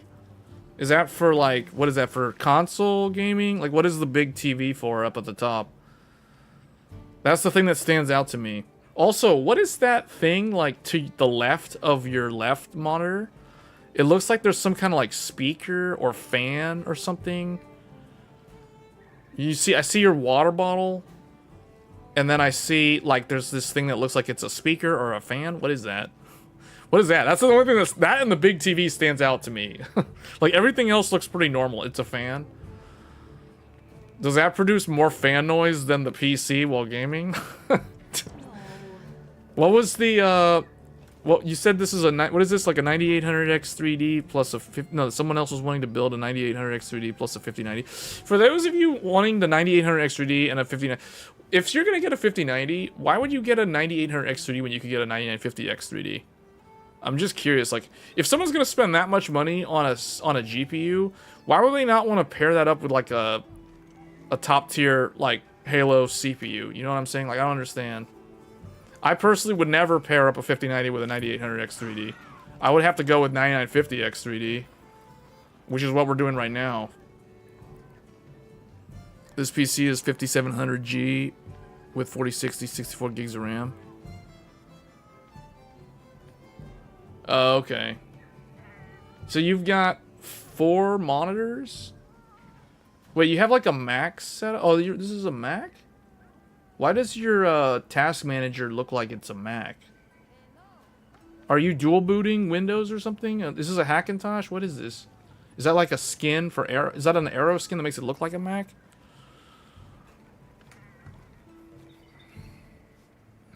It reminds me of the other PC I've got in a different room. Except it doesn't have a TV and a fan. And it only it doesn't have that portable monitor either. Oh, it's oh, that's Linux. Wait, that. Oh, okay, I see. So you have the taskbar at the bottom instead of on the left. That's why I didn't recognize it.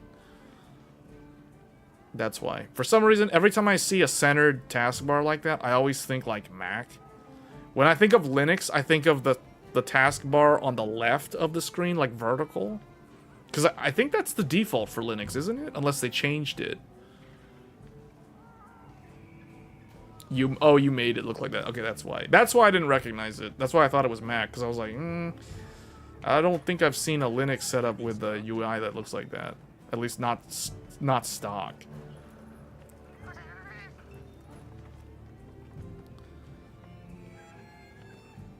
What are your so you have that portable monitor. What are your displays? Like, so you've got, there's the main monitor, and then you got the big TV above the main monitor, and you have like the 2 monitors on the left. What are those, like, what are those displays? Like, I'm curious what size those displays are. Like, are those like 27 inch, 24 inch?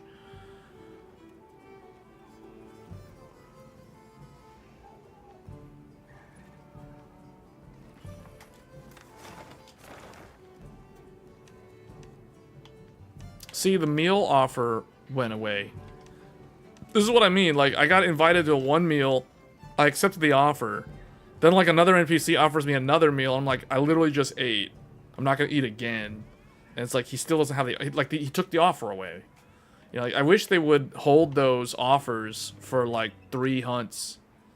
I just feel like that's something that Capcom should have done. 9800X3D is enough if he is just gaming. But getting the 9950X3D gave me the peace of mind that I have the fastest consumer computer on planet Earth. Exactly, and that's why, like, I don't understand people who, well, okay, yeah, it's fine for just gaming, but if someone's gonna, you have to think, if someone's gonna spend, you know, $3,000 or more or whatever on an RTX 5090, they're literally gonna spend that much money on one component of their PC, and that component is going to depreciate in value.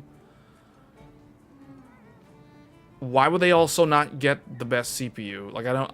You see what I'm saying? Like, why would you... To me, that's like buying a... What is that? That's like taking a 500 horsepower engine, like a V8 500 horsepower engine, and pairing it up with like a 6-speed automatic transmission. You know what I'm saying? Instead of like an 8-speed or whatever. Like... Really? Like, what? I don't get it. I don't understand the logic. You're gonna buy an 8-core, 16-thread CPU and pair it up with a $3,000 graphics card that has 32 gigs of VRAM. Like, I don't understand. Like, I mean, I'm not saying it's bad. I personally wouldn't do it. Just saying. I would, if I was gonna buy a 5090, I would get a 9950X3D, knowing that I have the best CPU. And for those that disagree, they have no idea what they're talking about because they've never tried to compile shaders with a 16-core 32-thread CPU versus an 8-core 16-thread CPU. And they've never tried to do other things. And some games don't even really benefit from Vcache. There are few, but they exist. And the 9950X3D is going to be faster because guess what? The second CCD clock's higher. 5.7 gigahertz out of the box. So the 9950X3D is the best CPU.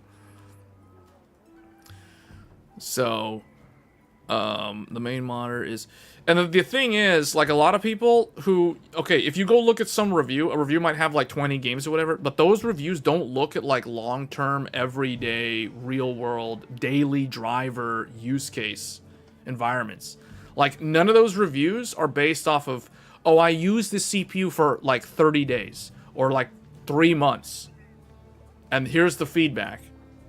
See, as someone who literally has used those CPUs for more than 3 months, I can tell you the higher core count, higher thread count of the 16-core, the Ryzen 9s are always going to be preferred.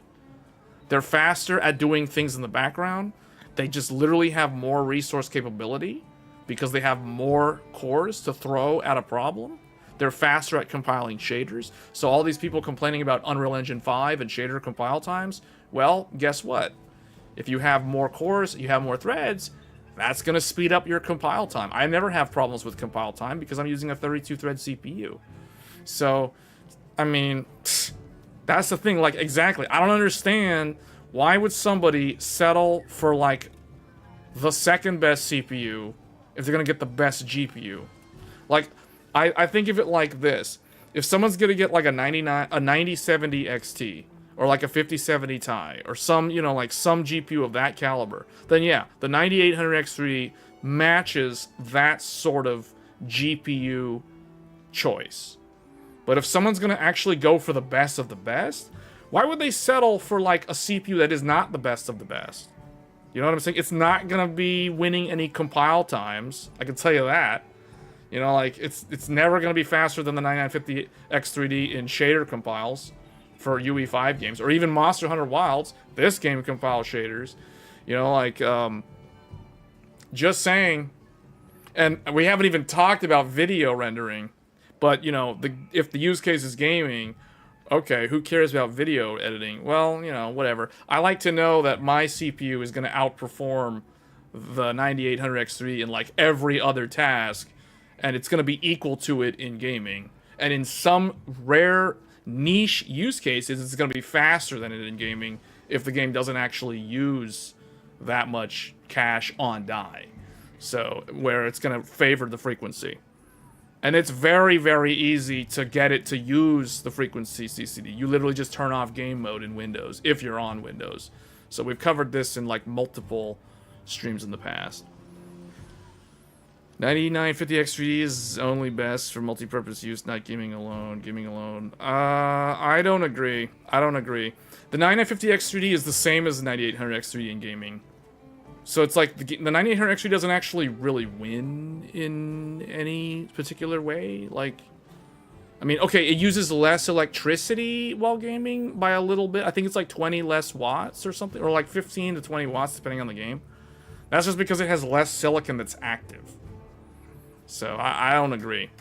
As someone who literally has both CPUs, I think I'm speaking from like first-hand experience. The quality of life on the 9 is amazing. Yeah, I know. This is exactly why we're using it, guys. We're literally using one right now for this very reason. I don't have to worry about random Windows updates trying to run while I'm playing this game and causing like frame dips because this game is literally maxing out the entire Vcache CCD.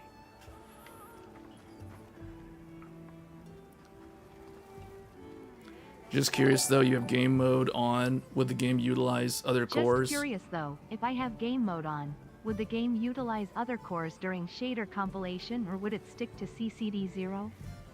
It can use all 32 threads. You literally, all you do is you have the game in the inactive window when you're running the window, or you're running the game, and then it's going to use all of them. So yeah, it will scale all the way up to 32 threads, just like a Cinebench multi-thread run. I mean, that's what I did before this stream started. Like, what you guys didn't see, because the game, there was an update, so I had to recompile shaders. So literally what I did was I fired up the stream software, and the game was compiling shaders, and I literally had the stream window as the primary active window, so that the game was literally pulling all 32 threads to compile. BIOS you can also do the BIOS thing. We have shown that. In another video, I've shown how to do that. You can use the BIOS prefer cache. The only drawback of doing that is that you're not going to get the fastest cores when you don't need the 3D Vcache. So there is a drawback with doing that.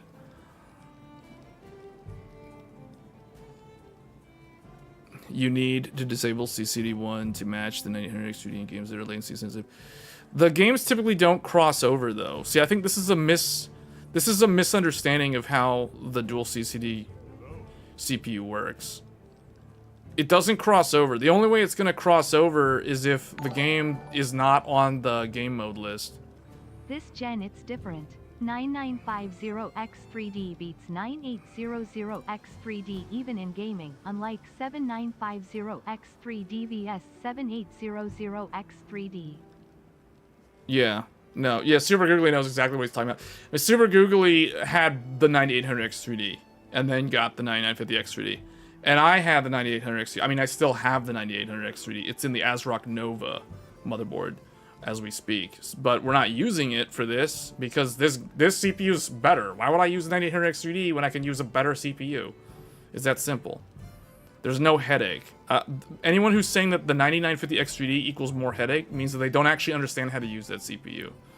Or they've read something online that source has no idea what it's talking about. Because that's not how it works in the real world. Have you personally noticed the AI frame gen ghosting effects with the AI frame gen? What do you mean by the AI frame gen ghosting effects? Oh, you're talking about like the FSR3 frame gen? No, that was fixed a long time ago. That was fixed at launch. There is none of that anymore. I mean, you guys, no, that's been fixed a long time ago. Have you tested the... I have not tested it in Linux for gaming, no. I have never paired up any X3... okay, hold on, I take that back. I did test the... I think I briefly tested the 78. It was one of the Zen 4. I can't remember which one, because this was like 2 years ago. So I can't remember which one. I tested one of the Zen 4 X3D CPUs with Linux briefly for like a week. But yeah, no, I can't say I've done any like significant long-term testing with Linux and definitely not Zen 5 X3D. Let's put it that way. I briefly tested Zen 4 X3D. It was either the 7800 X3D or the 7950 X3D. I think it was the 70...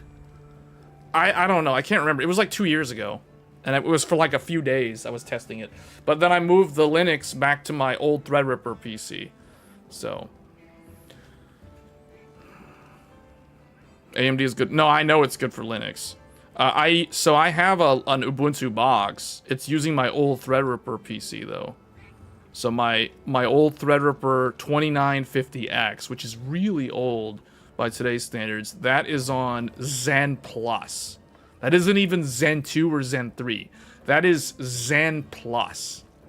The 2950X3D. That's my very first 16-core, 32-thread, and that is a Threadripper CPU from like 2018 or 2019. So that's how old that PC is. But yeah, that's my Linux box. The reason why I use it with Threadripper, guys, is because as you guys know, if you've been watching this channel for a while, Threadripper has so many PCIe lanes on the platform. So like if I'm running Linux, like I was playing around with like different AI model sets, like different, for like basic model training. For like nothing crazy, like no crazy insane 14 billion parameter things for token generation, but I did delve into like AI stuff on Linux, and the nice thing about Linux is it's easy to do parallel GPU, and if you have Threadripper, you can do multi GPU very, very easily because of you can do a lot of things with virtualization, which I'm not even doing, but you have access to that on the Threadripper platform. Technically, the most you can do on a standard desktop, so like an X670, X870, X870E, X670E, or any of the Intel Z platform motherboards, the most you can do is like 2 graphics cards, which is rare because you have to have a very expensive motherboard that has like a dual X8 slots, unless you want to run your second GPU in an external enclosure, and even then you have to have USB 4 or Thunderbolt, and then that is like a whole nother thing, especially if you're on Linux. So it's like that creates a lot of complexity that's unnecessary.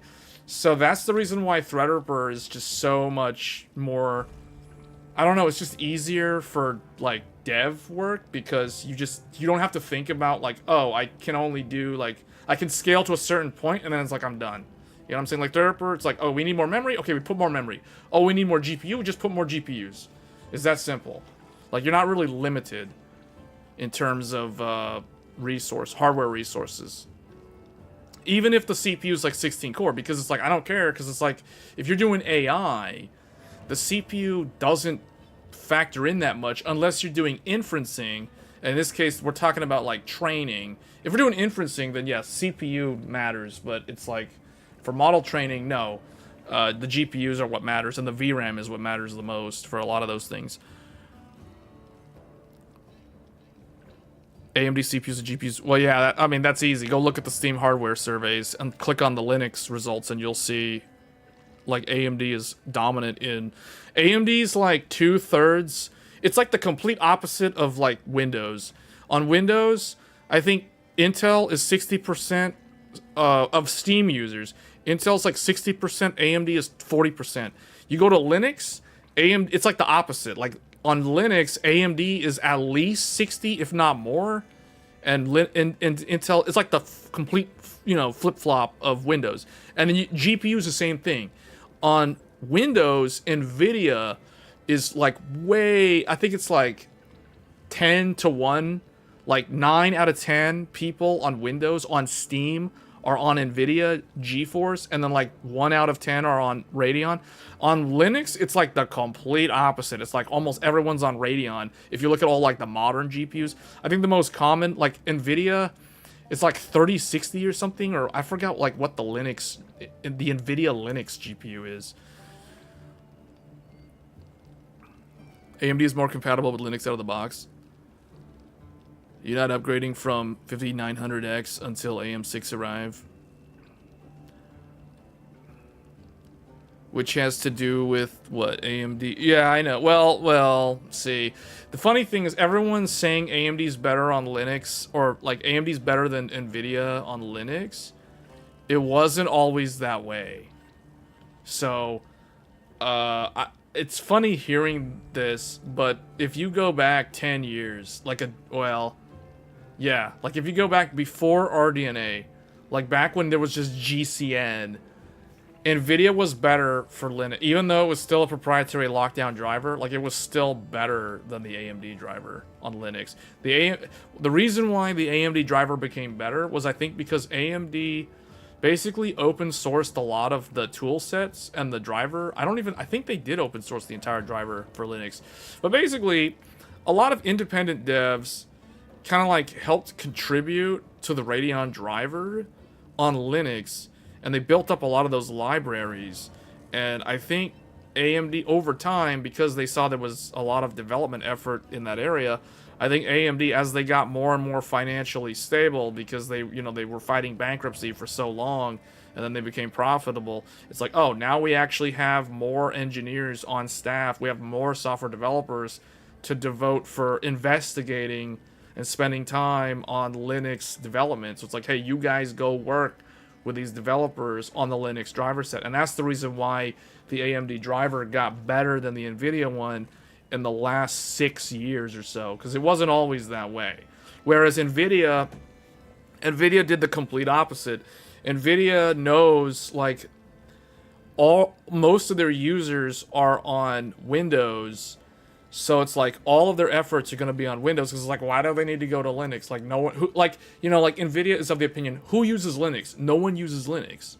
Like, that was their opinion, and it was a popular opinion that many people had for a very long time, until you had stuff like the Steam Deck show up, and then it's like, oh wow, there's like a Linux, and then like ARM architectures, and like AMD started doing all this stuff with like small mobile, ROG Ally, all this stuff. It's like that's not Linux, but you guys get what I'm saying. Like, there was all this development effort for Linux. It's like, now it's like, oh wait, Linux actually is kind of relevant. But, like, the reality is still very few people actually use Linux. Hence the reason why NVIDIA doesn't really care. Do you think the 9070 will have an XTX version? No.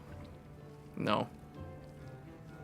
What will end up happening is whatever AMD's next architecture... We talked about this last week on Tech Thursdays. We may talk about it again this coming Thursday.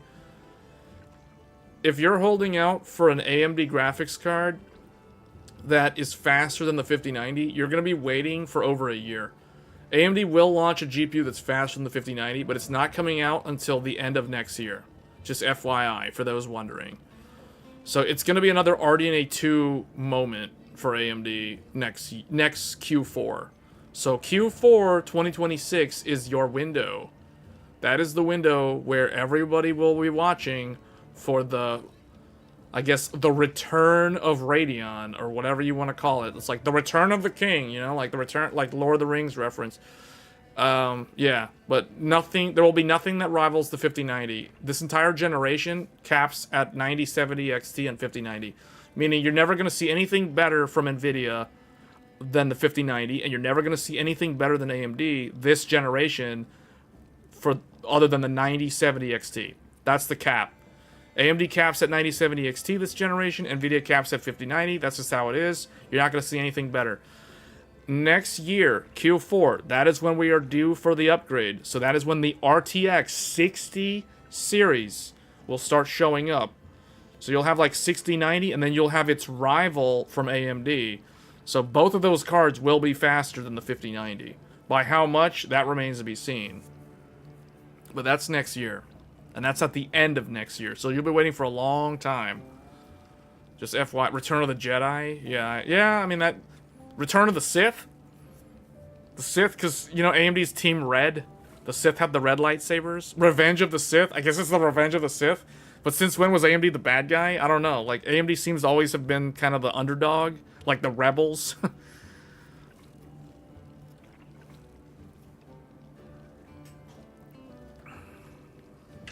NVIDIA was the Revenge with the 40 series.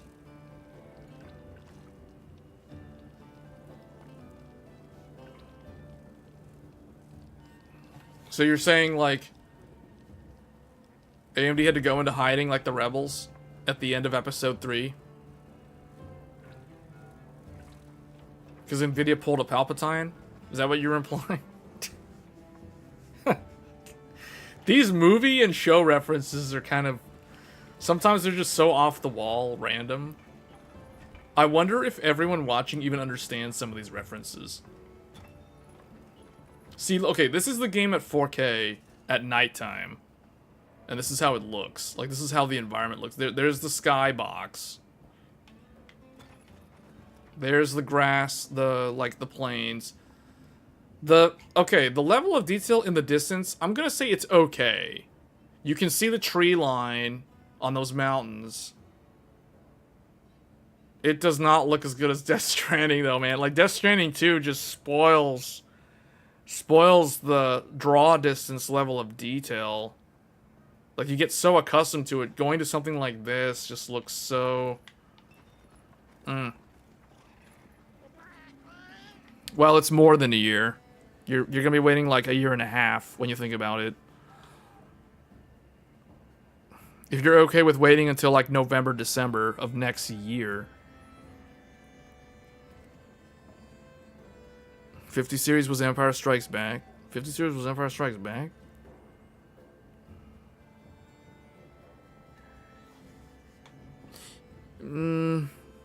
Didn't 50 series launch before 90 series though? So the episodes are in the reverse order?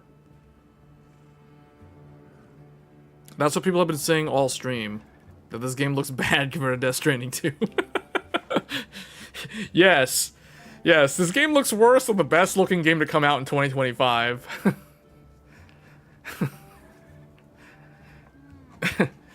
Interesting observation. Where did all the other people go? Like, did everyone just straight up leave? Like, there were a bunch of players in this lobby and they just kind of like left. Hey, Hunter. I know it's out of the blue, but you want to bust down a new door? I'm gonna need some context here, Gemma. Alright. So, I was talking shop with some of the hunters from the other units earlier.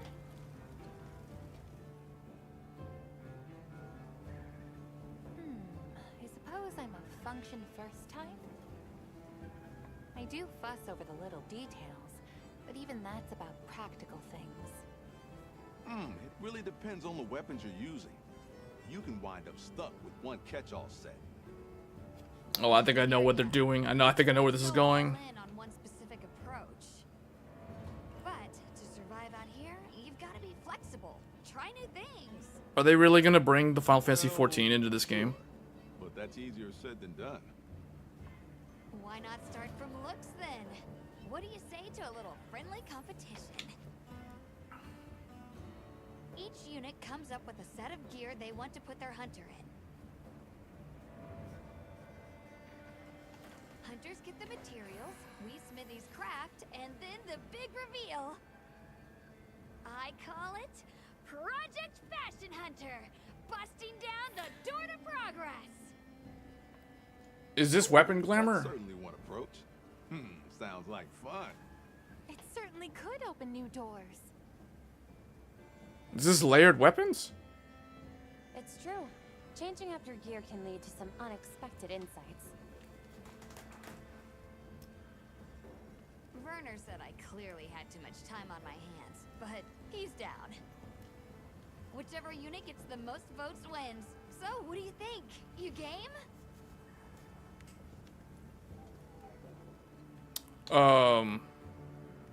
What do we do? Just what I like to Is this, hear. hold on a second, is this weapon glamour or is this something else? Planned. Here, just look. Because I know they were adding that. That was one of the things that was most Spec requested. Alpha, Hope Mill Alpha, Clerk Van Brace's Alpha, Chattacabra Coil Alpha, Piragil Greaves Alpha. Wait, there's a bunch of armor. All you gotta do is equip this set as layered armor and come show me. If there's anything you're lacking, you know I'm happy to make it. Oh. Oh, they're creating more incentive for people to keep playing the game. To keep grinding. Yeah, craft all the armor. Yeah, for glamour. So wait a minute. They're adding... This reminds me of something... This reminds me of a weekly or bi-weekly in Final Fantasy XIV. Final Fantasy XIV has the fashion show in the Golden Saucer every, I think it's like 2 weeks, or maybe it's like longer than that. I can't remember exactly because I haven't been playing 14 in a while. That's to get her light jacket. But see, isn't this something where it's like there's a fashion thing? Is this going to turn into the weekly thing like Final Fantasy XIV has the fashion show? Literally, what I used to do was I used to literally just log in to... This is back when I was like playing Final Fantasy XIV regularly and logging in every day and doing dailies. Or well, at least weeklies. Because it was weeklies. Kind of like this game. But I remember, like, whenever the fashion thing would, like, reset every... I think it was 2 weeks or 9 days or 10... It was more than a week. I forget the exact time frame. But anyway, I remember I would never even, like, read the requirements for the fashion show. I would just show up to the NPC, present whatever I was wearing, and he would give you a score, and it's like, I would never win. There was, like, one time. There was one time where I show up to the fashion show, just go right in, don't even read the requirements, and just, like, win just because I just randomly had the right armor for that week. And I'll never forget that's like, wait, what? I won the fashion show even though I didn't even try? But I wonder if this is something similar or is this something just for like a quest? Once you collect the specified armor, even if the armor shares the same name. Okay, so you can check which armor you need by referencing the objects. This might require some like, okay, note the equipment that requires a Rathian coin. That's going to require going to the arena. Yeah, you got to go to the arena, which we already have some Rathian coins. Oh, okay, this is a side mission. I need to find, like, I need to forge 5 things. Hey, That is quite time consuming something in mind? in terms of the amount of... I think it's all stuff that's, like, easy to craft, though. Seregios. Oh, the Seregios armor. There's Seregios. This one looks kind of like the Legiana meets Jindahad. And this one looks like... What is this special on here? Okay, so you lose 1 evade window and 2 bleeding resist and 2 counter strike by going with a beta set, but the beta set has literally... Okay. What does the alpha set have? Huh. Okay. This one looks kind of... I don't know. This looks like something from, like, Elden Ring or Dark Souls. It's like Elden Ring, Dark Souls with A Summoner's Horn from Final Fantasy XIV. I don't know. That's a cool set. Like, what's the ability that this armor set has? It has two Sergio's Tenacity, which if you have 2 pieces, you get Razor's Edge 1, extends the duration of the Adrenaline Rush gauge. If triggered again while the skill is active, it extends it once. Razor's Edge 2, additionally, if triggered again while the skill is active, further increases attack. And then scaling. Master Mounter makes it easier to mount monsters and to wound them once mounted. Is that really part of that? Wait, it has 2. Wait, it has 2 things? No, it doesn't. That's something else. That must be like another. That must be my other armor piece. Because if I equip this, I wouldn't have. Yeah, it's just gonna be the scale. No, wait, it does have scaling prowess. Oh, the group skill. The group skill is scaling prowess. What's my favorite monster so far? Oh wait, somebody's offering a meal. Hold on. Oh, it's this guy? Probably. Oh, that's. I don't know. Like, I think the easy answer would just say Arcveld, but Arcveld's kind of annoying.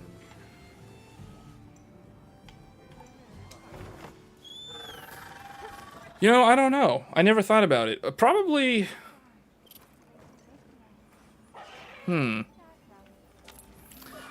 Gore Magala is the most annoying one to hunt. I'll tell you that. So definitely not Gore Magala, even though that is one of the more memorable fights in this game. Probably because it is the hardest fight in the game. Where is this guy?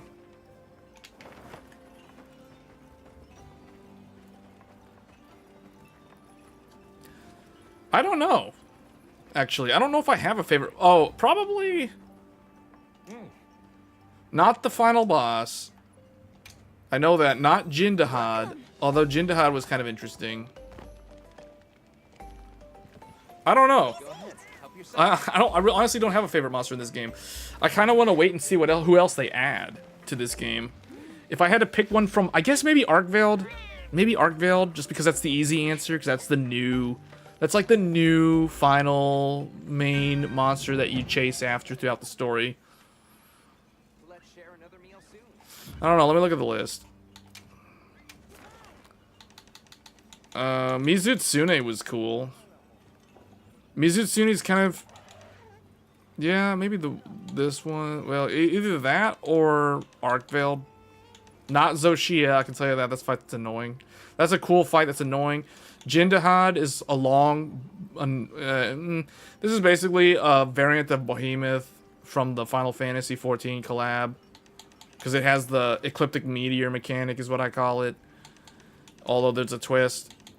You have to create the comets. They don't automatically appear, like in the Behemoth fight. I do like Radeon.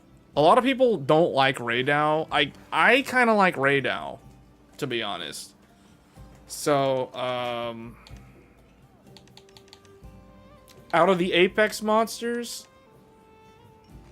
I don't know. I kind of think Radeon's my favorite, not counting Arcveld. It's between Radeon and Arcveld. If I had to pick a favorite. Arcveld for story, but probably my favorite is probably Radeon. Now that I think about it. I don't... Uth Duna is a cool design. I don't really like the fight.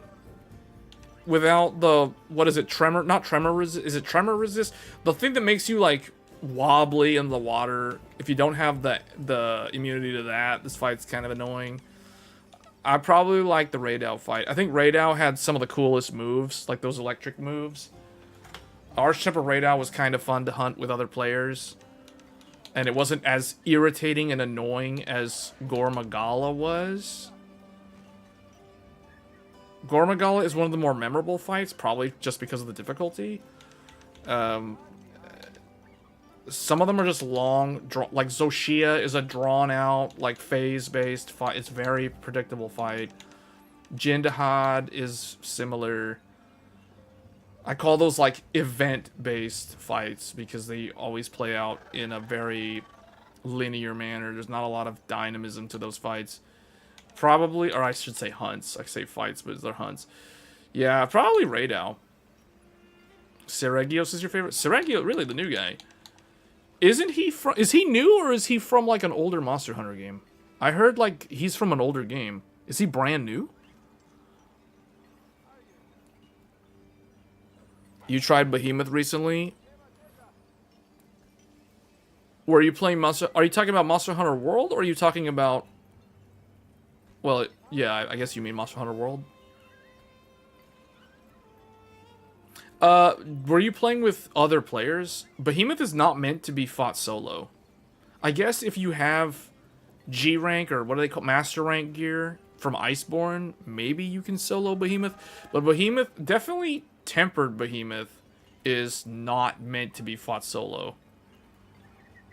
Yeah, that just FYI on the Behemoth fight. The Behemoth fight was designed for 4 players. That because Final Fantasy, it's basically from Final Fantasy 14, so it's meant to be a multiplayer fight. 2 players, full master Kushala bonus was used. That could work if you're both cluster bomb spamming with heavy bowgun. I've seen it done. I've seen the only person that I know that was able to solo that fight. And now keep in mind, this is before Iceborne, so there was no master rank gear. There is someone who soloed Behemoth with a heavy bowgun using cluster bomb spam. That was the only way someone could solo it back in the day. That was before master rank gear was added from Iceborne. So he literally only had access to high rank gear, and he was able to do it with the cluster bomb. And I forgot what other ammo. I think he was using sticky or slicing ammo, and it was just cluster bomb spam. He used the stalagmites, whatever those things are, that fall on him. He fell down. He cluster bomb spammed him to death. He like skipped 2 phases as a result of the DPS. Hey Chief One. Oh, thanks for becoming a sponsor. Welcome to the PC Pro community.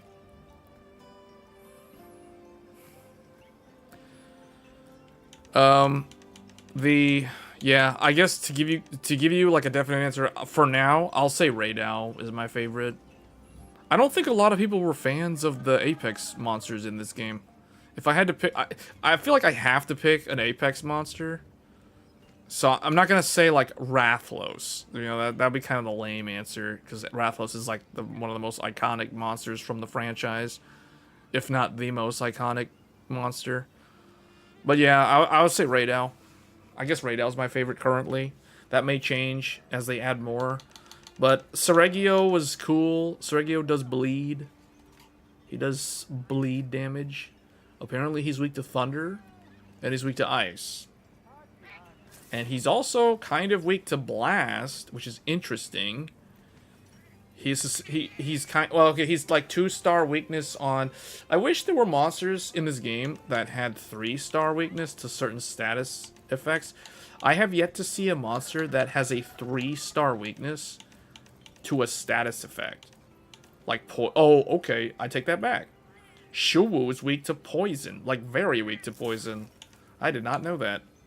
And Hirabami can be put to sleep very easily and is weak to very weak to poison. Okay. Okay, so they have some. Nersilla's weak to very weak to paralysis. But I guess the Apex monsters don't have any 3-star weaknesses. They only have elemental weaknesses. So, for those of you that have been playing Wilds, you guys know that Arch-Temper Radeon was back in, what, the end of April, the first part of May. Basically, Arch-Temper Radeon came out around... He was available for Hunt when Expedition 33 came out. I remember that, because I was trying to have to play this to get the Hunt done while also trying to play Expedition 33. So those of you that have the... I think it's... Well, actually, no, because he doesn't determine the weapon. He determines the armor resistance if you crafted the Gamma armor. But I was going to say that Arch-Tempered Uth Duna is the next one. I think it's like in 4 weeks. 3 to 4... I think it's 4 weeks from now. So you have like a month to prepare for the Arch-Tempered Uth Duna. This is the next big hunt, and it's weak to thunder, so it's like if you got thunder weapons, you're probably gonna trivialize this fight. I mean, it can also be poisoned pretty easily. I don't know how they're gonna change up the Arch Temper version of it though. It's other than, oh, it's gonna start in phase 2 and it's already gonna be enraged, and you know, like that's typically what they do. I helped you build the Godlike running 9950X with the hero running the X3D. Man, for your kids, that's a super high-end computer for your kids. Wow. Wow. I'm glad to hear that. Yeah, that reminds me, I do need to do a live stream PC build at some point. I just, like, I was thinking, like, I don't have any new parts, but I guess I could, like, transfer a build to, like, another computer case and turn that into a live stream build, sort of. It would be kind of redundant, but I mean, I feel like a lot of people like those type of live streams. So I feel like I need to at least do 1 or 2 of those this year, even though there's really no new computer hardware for the desktop, for like mainstream desktop. I don't know, maybe if anything, Intel might launch a Arrow Lake Plus, but I don't think I'm even gonna bother getting it. I don't think it's worth bothering with at this point, because that would be like if I bought 14th gen Raptor Lake Plus when I already had 13th gen. Like, you know, like, and I didn't do that because it's like, why would I do that? So I don't know, like, that's the only CPU, I mean, other than like Threadripper Zen 5, which is gonna be like stupidly expensive, so I'm probably gonna skip that.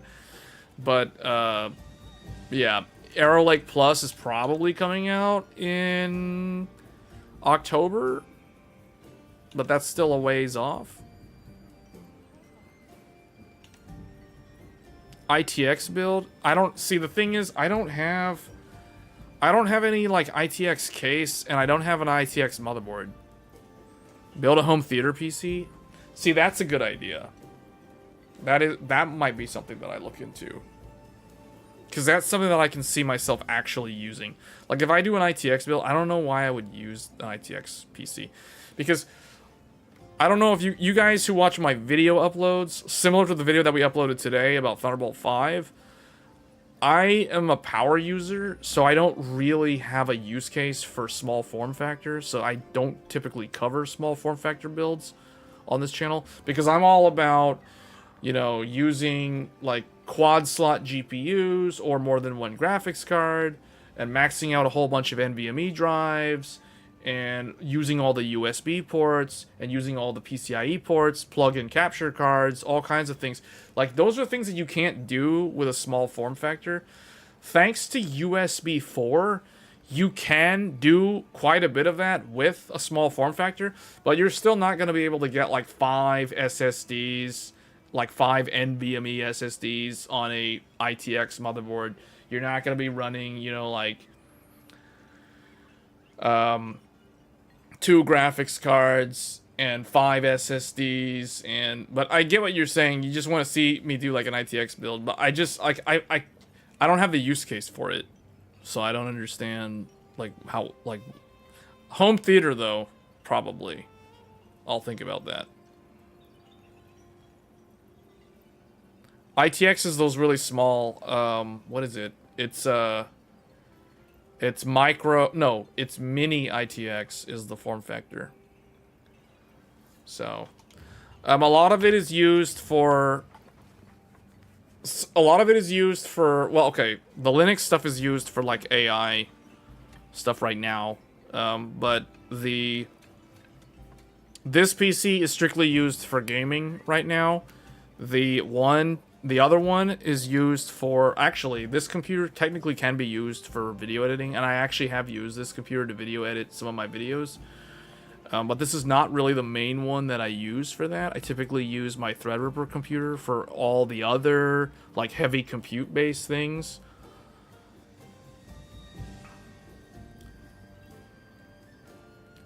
ITX is a similar use case to laptops where you either have a small.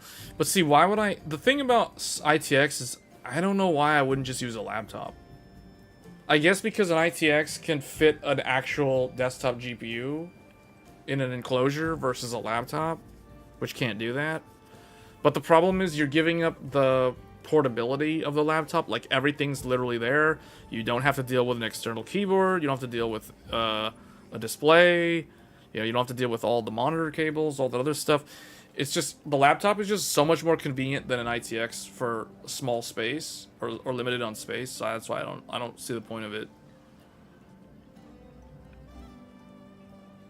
UFB 650i mini ITX board with 7800X3D and 9070 XT.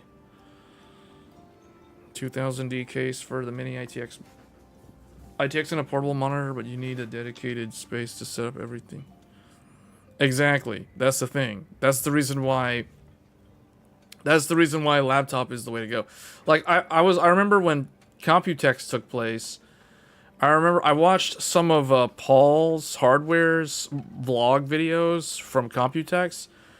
Because I actually like those type of videos when they put up those, like, they're not super, like, tech or product focused videos. They're more like, oh, look, we went to Taiwan because we had to go cover Computex, and, you know, so-and-so motherboard sponsored us or whatever.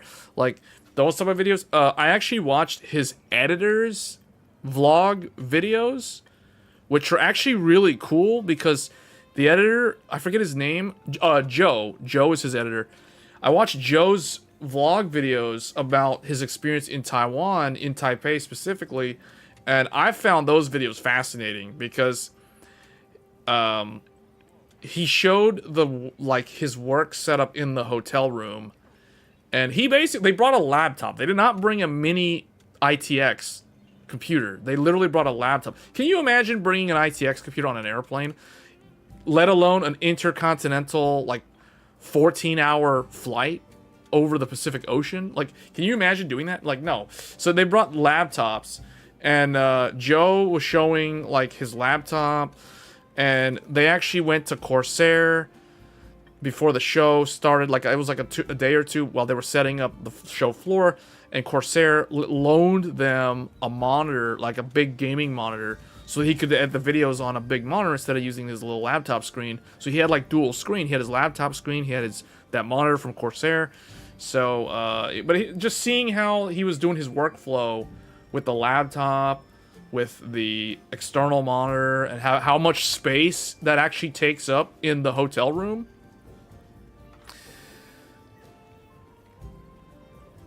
With a handle to computer carried around like a carry-on.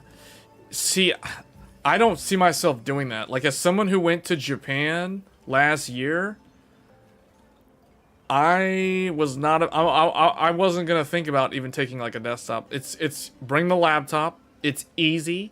It goes through airport security, like, super easily. There's no questions asked. It's a laptop. They X-ray it. You know, it's small. It's good to go.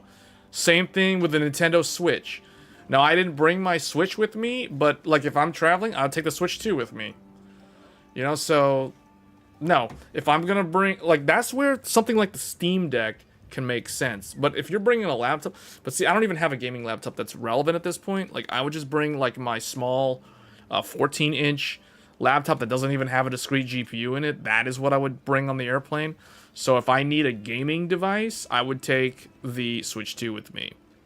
If I needed to have a game device, like, if I had enough time, if I had enough spare time to actually play games while traveling, I would bring the Switch 2. And that's where the Steam Deck and the Xbox Ally all of a sudden make a lot of sense for that sort of use case, for that sort of environment.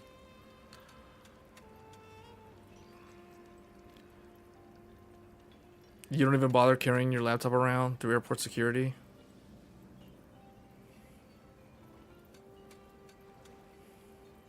Well, if you're traveling for work, wouldn't you bring it for work? I guess it depends, right? Like, it depends on what you do, if you need it or not.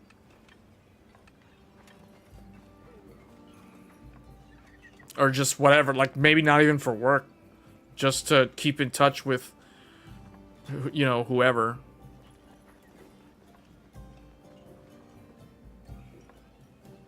Hold on, I think, does this burn up my food buff? Did I burn my food buff up by going to this place? Like, I don't even know. Oh well. Well, I don't even remember. Okay, I think we need to go to this guy. Eric wants to talk, it says. Oh. Well, just in general, I guess you don't need it if you're traveling, but if it was me, I'd bring that, and if I need a gaming device, I'd bring the Switch too. Is there nothing you can do? Surely you people know of something. Red Wyvern, danger, big danger! Hold on, I need to fix something here. Whoops, where's the... Wait, that's not even the tent. Where's the actual...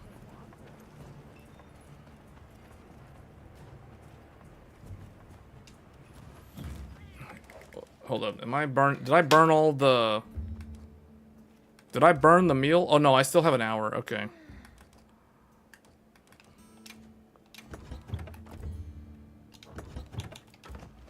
I don't have any of the... Hold up, where's... Oh wow. I am completely out of... We have to craft... Tranquilizer? Where is it?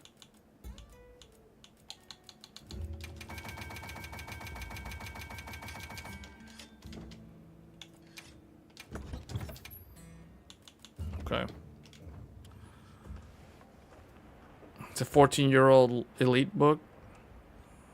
Yeah, that's not gonna be heavy. That's probably like 7 pounds. My first laptop was almost 8 pounds. It was 7.9 pounds. It was a Toshiba satellite. It had an ATI Radeon. I don't even know what it was. It was like an ATI Radeon something. And it ran World of Warcraft terribly. I mean, it ran World of Warcraft okay for like 2 minutes. And then it thermal throttled the CPU. It had an Intel Pentium 4 and a ATI Radeon. I don't even remember what it was. It ran World of Warcraft on the laptop fine. It could run it like at 46 to 50 something frames per second for like 2 minutes. And then it would thermal throttle down to like 25. It was like sub 30 FPS. It was like 20 something frames per second. It was so disappointing because I couldn't play World of Warcraft with a smooth experience on the laptop because of the thermal throttling of the Pentium 4. It was primarily it was both. The GPU and the CPU were thermal throttling because the laptop couldn't handle it. And that was a thick laptop. And it was loud and it was just not good. And I was like, yeah, I gotta build a desktop because I can't play World of Warcraft on this laptop. This gaming laptop runs the game like garbage because it can't. It's too compact for that type of game. So that's how I built my very first desktop.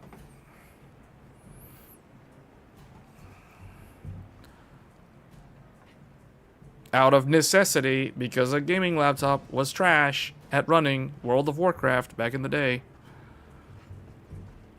You put an expanded capacity battery so it feels around 10. Yeah, I don't remember that laptop. That laptop was 7.9 pounds. It was basically 8 pounds. It was just so heavy. And I replaced that with a Lenovo ThinkPad T500, which I actually made a YouTube video about that laptop a long time ago. And I had the T500 for many years. And then I got like another... Basically, that's how I got into ThinkPads, for those that didn't know. Like, my first laptop was a Toshiba satellite. It was terrible. It had a nice screen, but it was terrible. My second laptop was a Lenovo ThinkPad. And it was so much better. And since that time, I have been locked into the Lenovo ecosystem almost like I'm an Apple fanboy, but substitute Apple for Lenovo ThinkPad. And it has to be Lenovo ThinkPad, not Lenovo whatever. It has to be ThinkPad. No Lenovo Legion, that's trash. No Lenovo, what do they have? Yoga.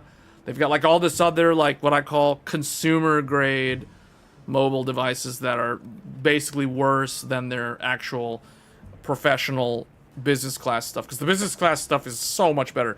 You guys don't believe me? Go watch any YouTube channel that's into like reselling refurbished hardware, and they'll all talk about how ThinkPads are like the best laptops.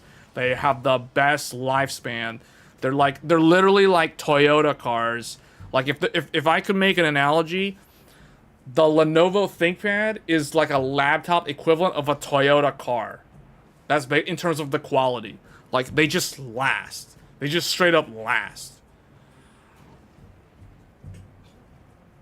I had a Legion. I have a video about the Legion. I got a Legion, a Lenovo Legion 5 in 2020 during the pandemic. You know why? Because the lead times on ThinkPads were so terrible during the pandemic. I had to get a Lenovo Legion. And guess what? The keyboard had problems after having the computer for like a year and a half. Like the G and the H key don't work on my Lenovo Legion. They'll work if I mash them so hard and like spam, and then eventually they'll work for like a while, and then they'll just stop working. And then there's some other keys that don't work, like I think like F3 and F5 sometimes don't work. And the problem with the Lenovo Legion is you cannot easily replace the keyboard. If you want to replace the keyboard on a Legion, you have to disassemble the entire laptop. You have to take apart the whole thing, including you have to take the main board out.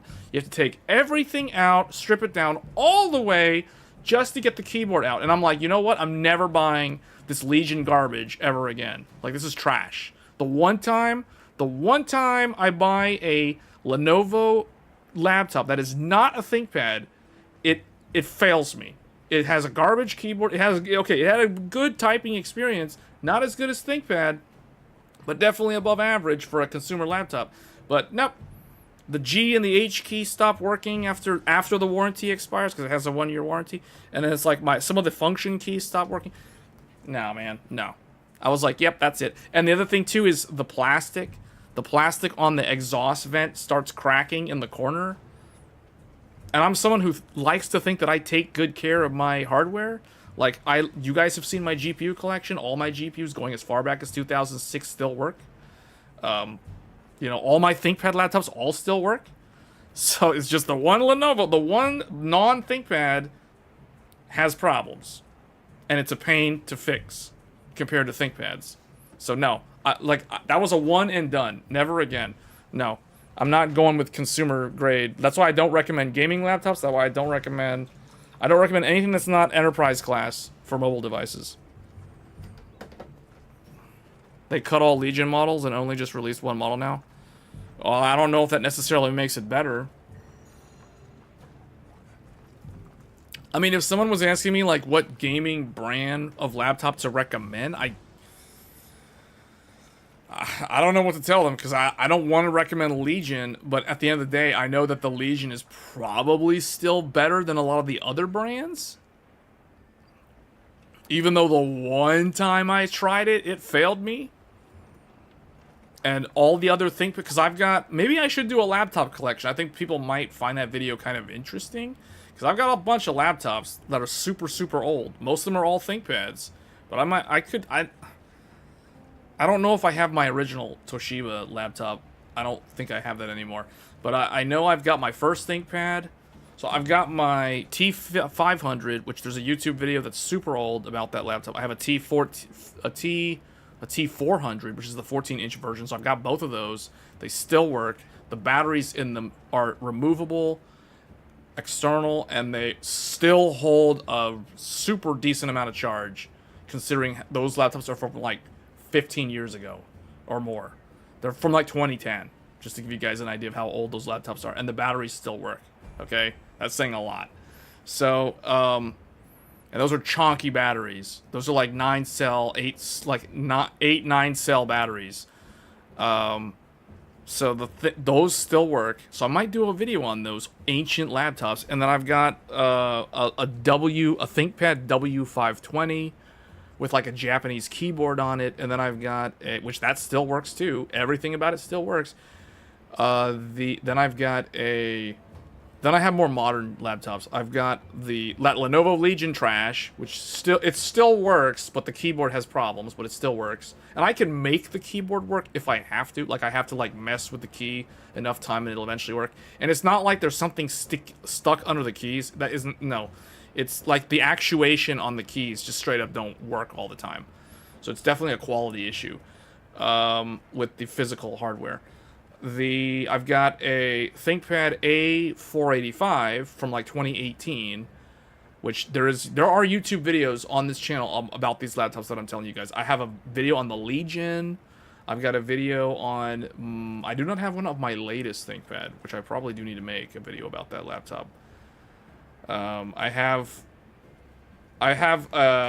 so how many ThinkPads do I have? I've got the T500, the T400, the W520, a P51, an A485, a P15V Gen 3, which is the one that I think is the most recent one in terms of the ones that have a video about it. And then I have my latest one, which is a T14S with the new Ryzen Strix Point in it. Not Strix Halo, but it has Strix Point. So I've got like 7 ThinkPads. 7 ThinkPads, 1 Legion, and I used to have a Toshiba, like that was my very first laptop. Actually, I don't think I have it anymore. So I've got like 7 ThinkPads and 1 Legion, and the only laptop that ever had a problem was the Legion. The one Legion is the one that has a problem. All the ThinkPads were flawless, and some of those ThinkPads were purchased used off of eBay, and they work fine. Like, I didn't even have to test them. They just all just work. Flawless. Even as used refurbished gear. So, that's how I got most of those ThinkPads, actually. Because ThinkPads are very, very expensive if you buy them brand new. I think the only one... I know I bought the most recent one off of Lenovo's website, but the last 2 that I purchased, I think I bought brand new. The rest, I think, were all used, refurbished, secondhand. And they all worked flawlessly, even as used hardware. I don't typically trust, like, used hardware. Most of the time it's fine, but I prefer not to buy used hardware unless I have no other choice, or it's just, like... You know, like, I'll give you guys an example. Like, if I needed a PlayStation 3 60GB launch model that had the full PlayStation 2 chipset included on the motherboard, that is something that you would have to buy used. That's an example of where you have to buy used because there's no way to buy it brand new anymore.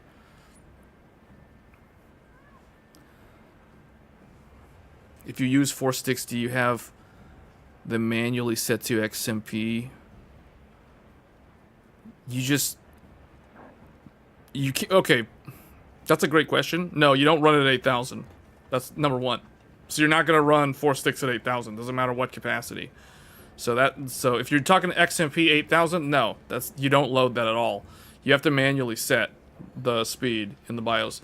What I'm personally using is an Expo profile that is the same for all 4 sticks of memory, because they're literally this exact same memory kit. It's just I bought the same kit twice, so I have 4 sticks of the same memory.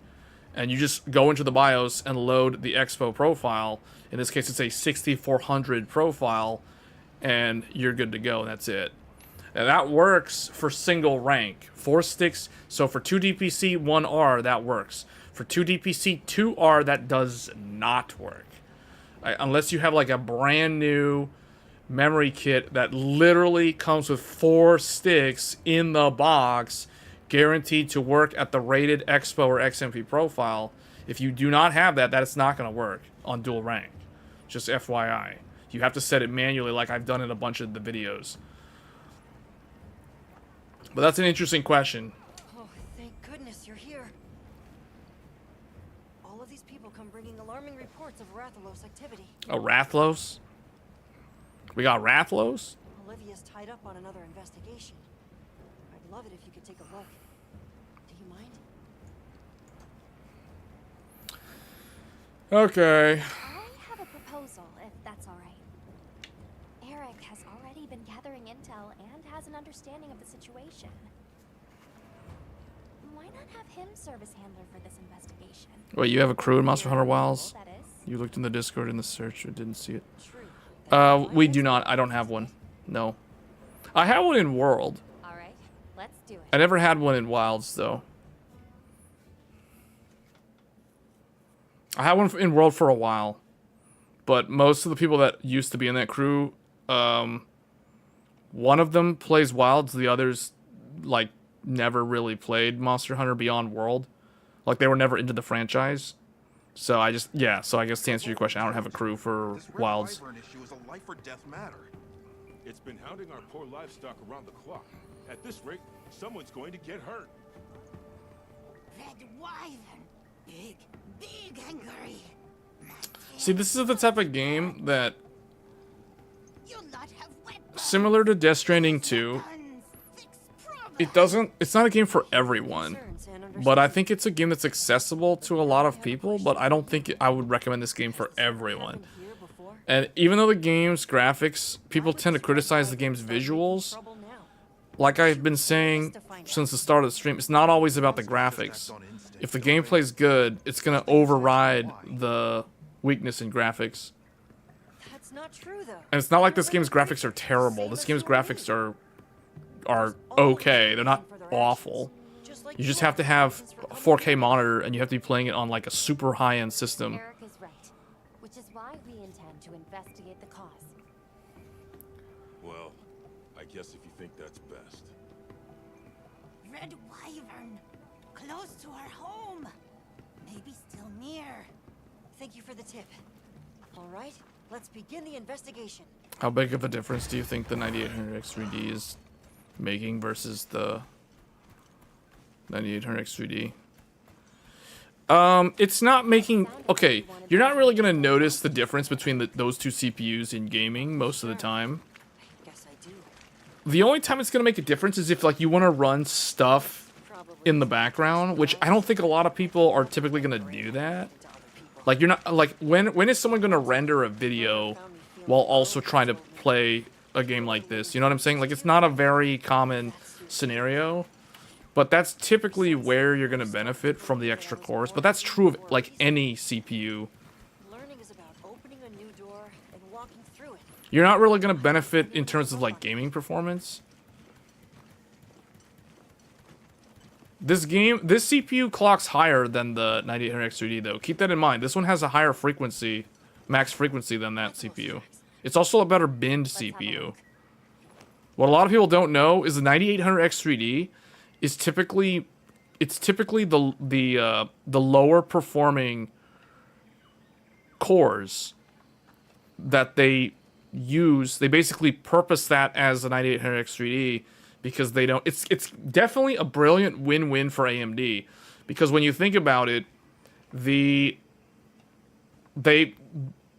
lower the bin, the more volume they get in general. So that's how they're able to create such massive volume of 9800X 3D because most 9800X 3Ds are lower performing cores. That's just how it is. They don't clock that high. Hence the reason why they stick them in with X3D and they're able to sell them off that way. And that's not bad. I'm not saying that's a bad thing. That is actually a very good thing from an economies of scale standpoint for AMD. But their higher performing cores are the ones that are going to be in the 9950X 3D on the frequency CCD. They're also going to be in stuff like the 9950X. All the ones that have those higher turbo speeds, those are the ones that have the best binned cores. So if you're into overclocking, the Ryzen 9s are going to be the better overclockers if you're into extreme overclocking. The 9800X 3D is not going to overclock that well. It's just the CCD has like lower binned cores.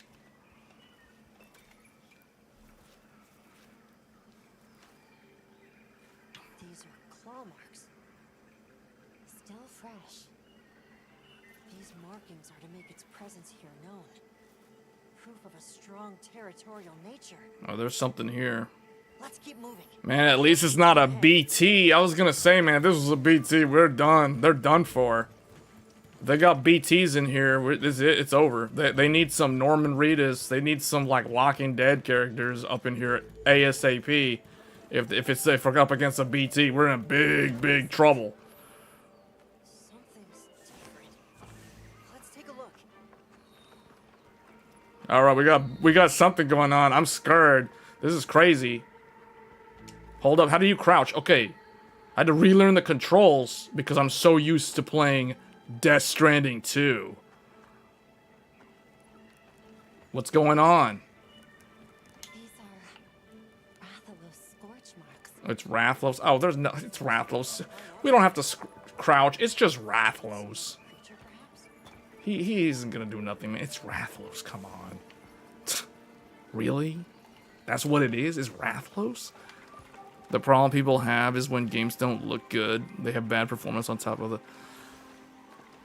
Yeah, well, this game does have bad performance if you're not on like current gen hardware. I'll agree with you there. Well, I mean, okay, technically you can have okay performance with, you can have good performance with last gen GPUs and CPUs. Like if you're on Zen 4 and 40 series, you can have a good experience with this game. It's just you just have to pair it up with a GPU that can appropriately handle the resolution that you're targeting. But having said that, only 4K resolution looks passable.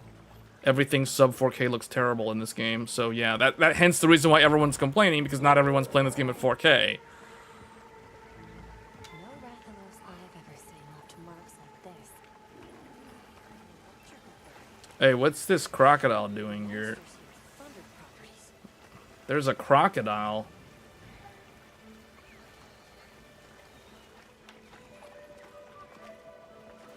I don't know if we're bringing the right armor to this fight. I just realized I have like 0 water resist. And we're in a water area. And we're like -5 on ice.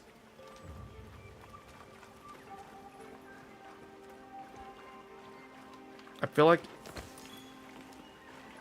I should change the armor. I should probably wear the... Can I like teleport out? I can't teleport out. Okay, we're bringing the wrong gear, but that's okay. Whatever. We could probably instant transmission later. Hold on, I want to make sure I've got my instant transmission equipped just in case. I don't want to take this fight with the gamma armor.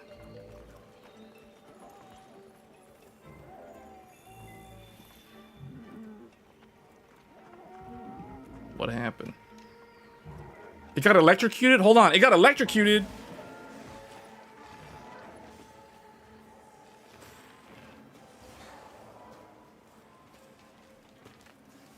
Oh, this is actually cinematic. They changed. It's cinematic now. This is RE Engine at the max.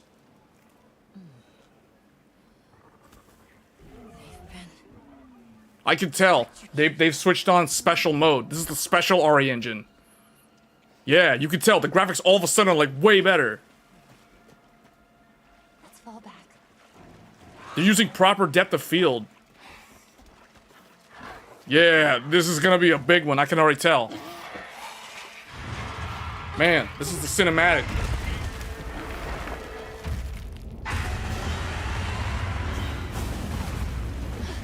What's happening? What has the Rathalos so worked up? Oh man.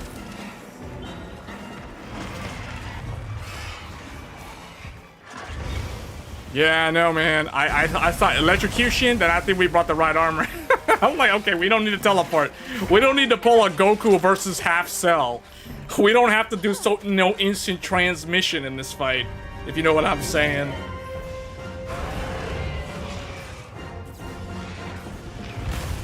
Oh, get him, Rathos. Get him, boy. What? So DBZ didn't even do anything? Get him! Masenko! What? Oh, the weight of that. 13 tons.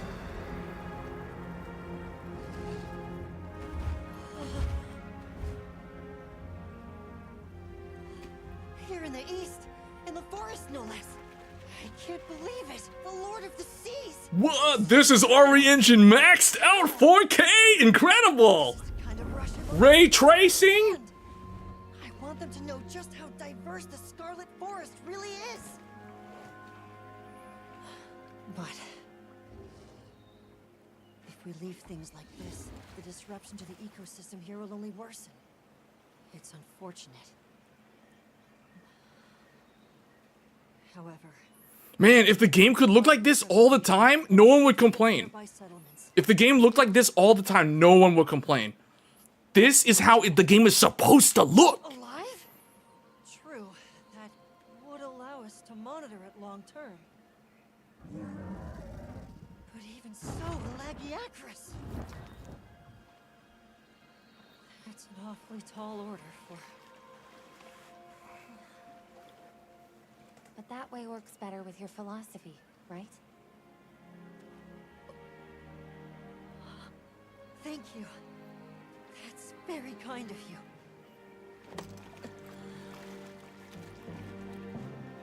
Let's go. The guild authorizes the capture of that Lagiacrus. I'll do everything I can to back you up. Okay. This is it. Our mission here is to capture it alive. Let's be careful. Oh, I have to capture it? Did I bring my trap? I think I do. I think I got him. Yeah, I got him. Oh, they actually give you the chance to, like, instant transmission out. Does the Sacred have, like... Hold on, does he have... Okay, he doesn't give you that stuff. Alright. Alright, here we go. Hold up, let me get some of these real quick. Let me get some of these. Sam needs to pick up those deliveries. Alright, here we go. Let's get them.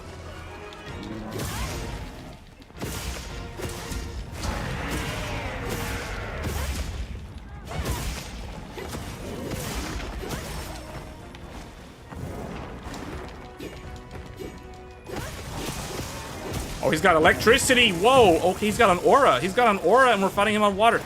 Why is this crocodile here, man? Why do you... Thunder attacks. Well, this guy's gonna see what happens when you train against Arch-Temper Radeon. If that crocodile interrupts me, I'm about to... That thing's gonna get sent back to the Everglades. Power Clash. Elden Ring, Game of the Year, 2022. Why is that crocodile, dude? Like, what is the crocodile doing? That's hilarious. Isn't that thing scared?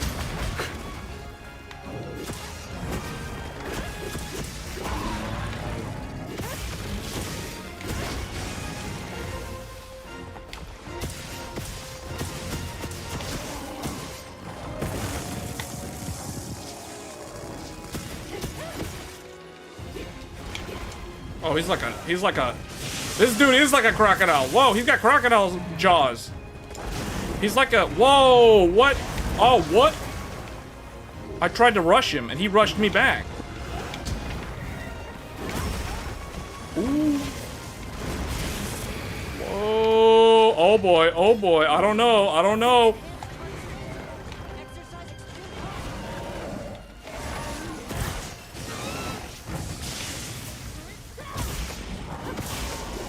Oh, he's powering up.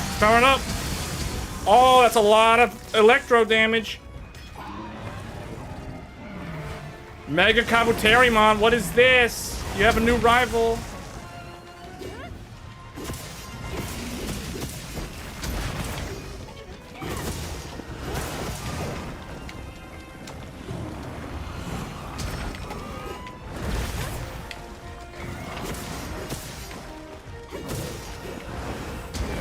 I will say, I feel like Lance is the most comfy weapon to go in when you have no idea what you're going up against. Just being able to block everything. It just makes everything way more comfortable to deal with when you have no idea what this guy's capable of.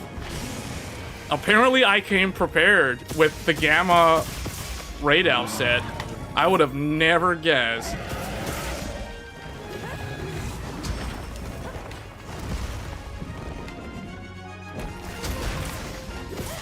Does he do a double?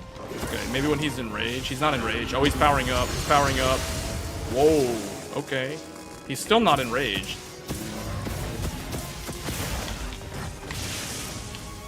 Oh, he's got a weak spot here. This music makes me think of his theme reminds me of like a monster, like a enemy in Final Fantasy XIV.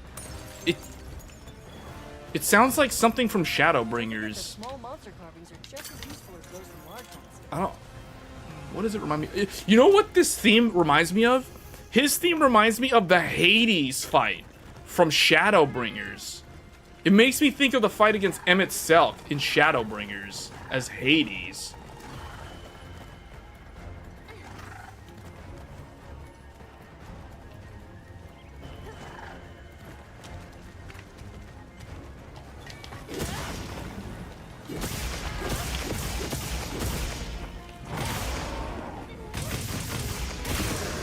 Sit down.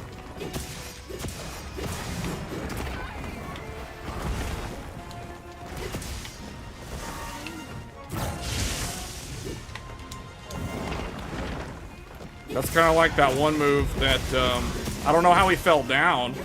I have no idea what caused him to fall down. Alright, he got paralyzed. This is what I call the wombo combo. Now he has a weakened, there it is. Sit down again.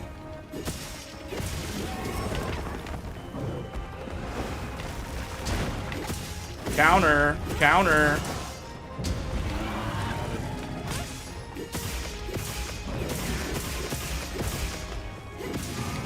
This one's got a cool theme. I like his theme. It makes me think of Shadowbringers. It makes me think of the Hades fight. The final boss of Shadowbringers. Okay, I'm clipping on the platform there. That's causing me to take all that chip damage.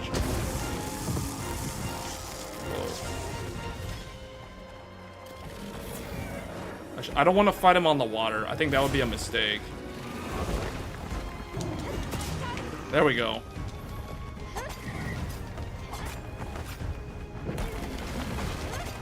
What Monster Hunter is this guy from? Is he from like Monster Hunter 4 Unite? That's the one that everyone always talks about? Or is he from the second generations or something? Monster Hunter 2 Generations, whatever it's called. Man, this guy. Alright, let me see if I can get his head. Oh, he's going for it. He's going for the headbutt. Oh, I'm almost out. We gotta bring him down quick. Bring him down. Oh yeah, here we go. Helm's deep.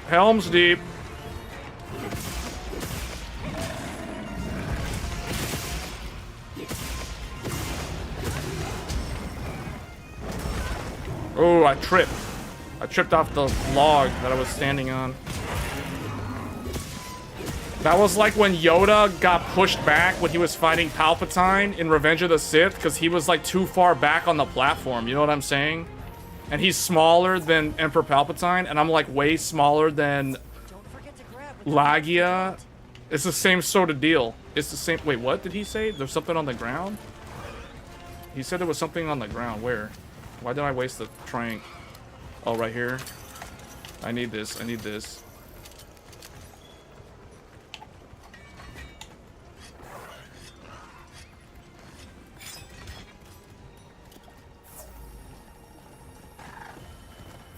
Flagship of 3? Flagship of 3? What do you mean? This game is so action-packed. The thing I like about this game, it's just so action-packed. It's over the top. It's over-the-top action. That's the thing about this. If you like action games, you'll probably like this game if you can get used to the battle system. Because it has a very unique battle system, unlike every other action game.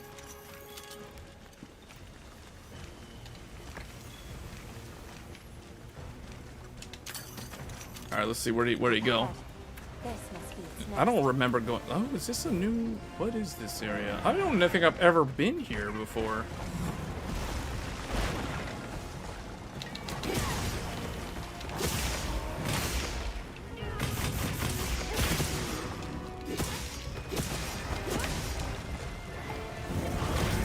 Okay, here we go. Sit down. Sit down.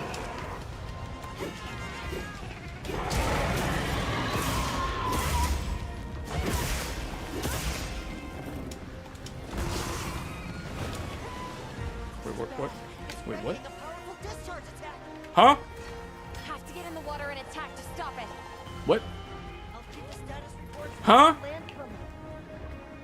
Wait, what? Underwater hunting? What? How? Evade? What? Was this in Monster Hunter 2? Oh boy, he's gonna do his electroshocker. Whoa. Oh boy. How am I supposed to fight him? I can't even hit him. Am I supposed to do acrobatics the whole time? Like, what is this? Aim and cling? Hmm?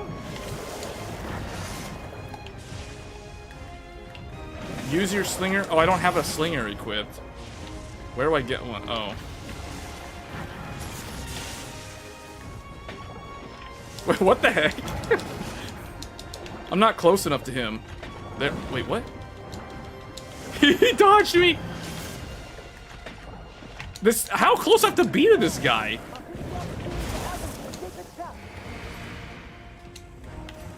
It says LT. I'm supposed to cling to him? What? How come it's not working? Am I supposed to hold it?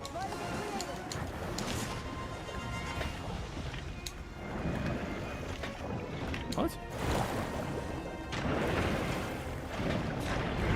Oh, okay. I guess I wasn't close enough to him. Knife attack, weapon attack. Oh, weapon attack. So you're just supposed to spam this the whole time?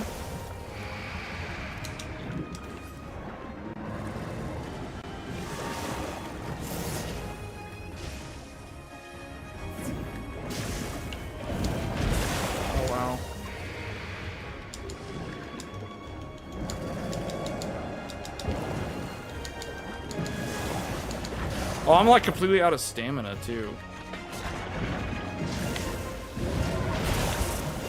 When clinging to a monster, watch for signs of weakness, but also signs of danger. Okay. Oh wait, there's rocks up there. Oh wait, hold up. Get the rocks. Oh no. Oh, I missed it. I'm not close enough. Oh boy.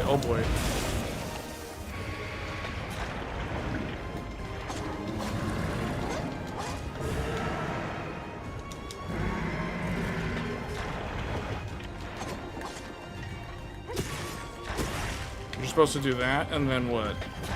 Supposed to cling to him and do... Oh boy.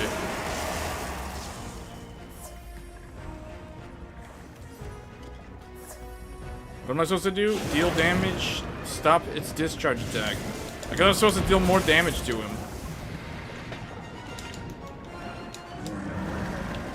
There's a cliff over there if I can get him. He's gonna do something. What's he gonna do? There we go. There we go.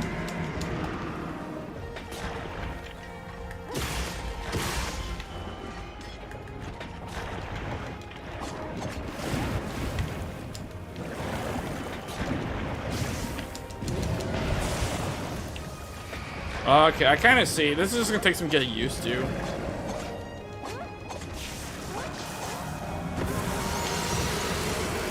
Oh man, that was his ultimate.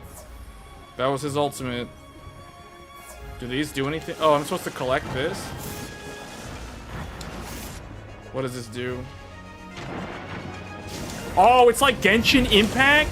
Wait, hold on. Is this Genshin Impact style? In Fontaine?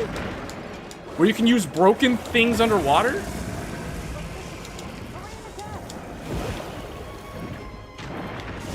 Oh, whoa.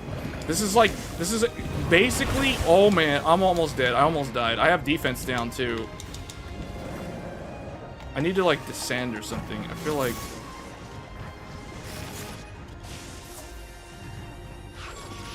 Where is he? He's like, wait, okay.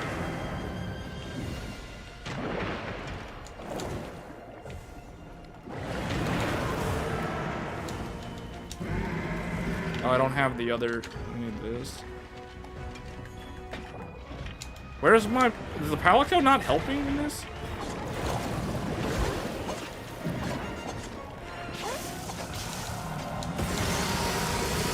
Oh, that's the big...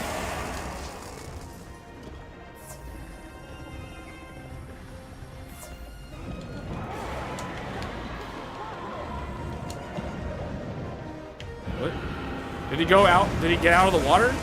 What's he doing? What is this? I don't know what he's doing, but I gotta get far away from that.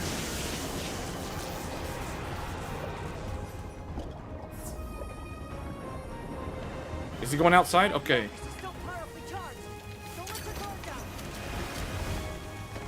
Okay.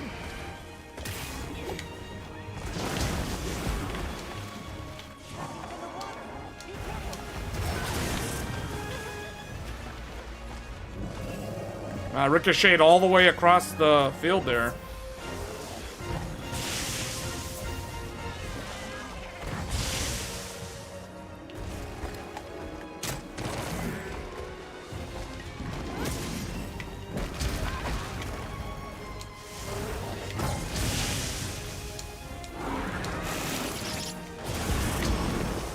Oh, he... Whoa, whoa, whoa, whoa, whoa, whoa, whoa, whoa, whoa. Oh, man, I survived. I survived. Barely. So much electricity. So much electricity. Luckily, radeon, apparently my favorite monster in the game, his armor, his gamma armor, is helping me tremendously in this fight.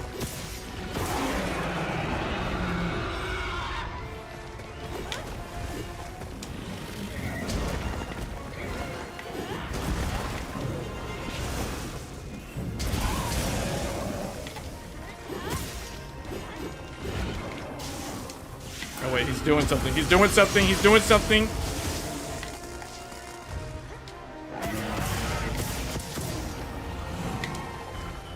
Oh, he's doing so. Oh wait, he's doing a tail swipe. He's doing a tail swipe. Hold on, what's he doing? Okay, he's doing his power up. He's mad. He's mad.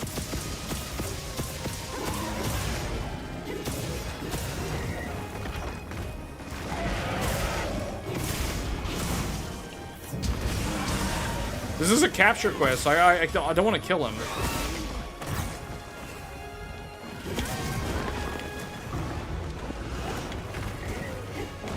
This music also reminds me a little bit of one of the battle themes of Final Fantasy 12. I can detect. It feels like a Final Fantasy 12 fight. The music. The first part sounded like Shadowbringers against Hades. This one sounds more like a Final Fantasy 12 fight.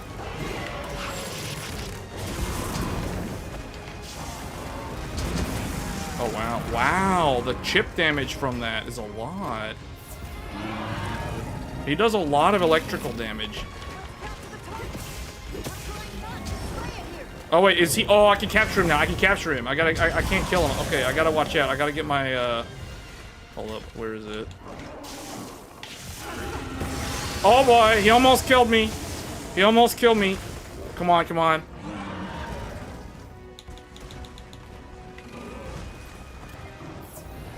Come on, get over it. Yes, yes, yes. Okay, very good.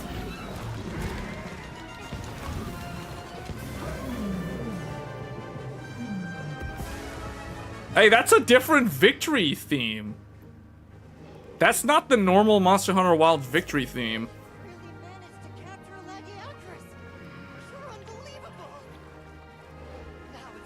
This is an overgrown alligator. This is a cool monster. I like this guy. The underwater fight, I did not expect that. I will say I was not expecting the underwater fight to go that way.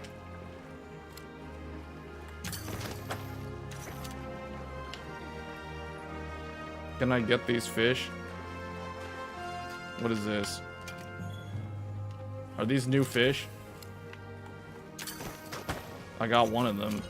Oh, okay. Limited bounty. Capture. Oh, wait. This is a weekly? Wait, hold up. Hold up. There's a weekly? Limited bounty. Whatever that was, I got a limited bounty.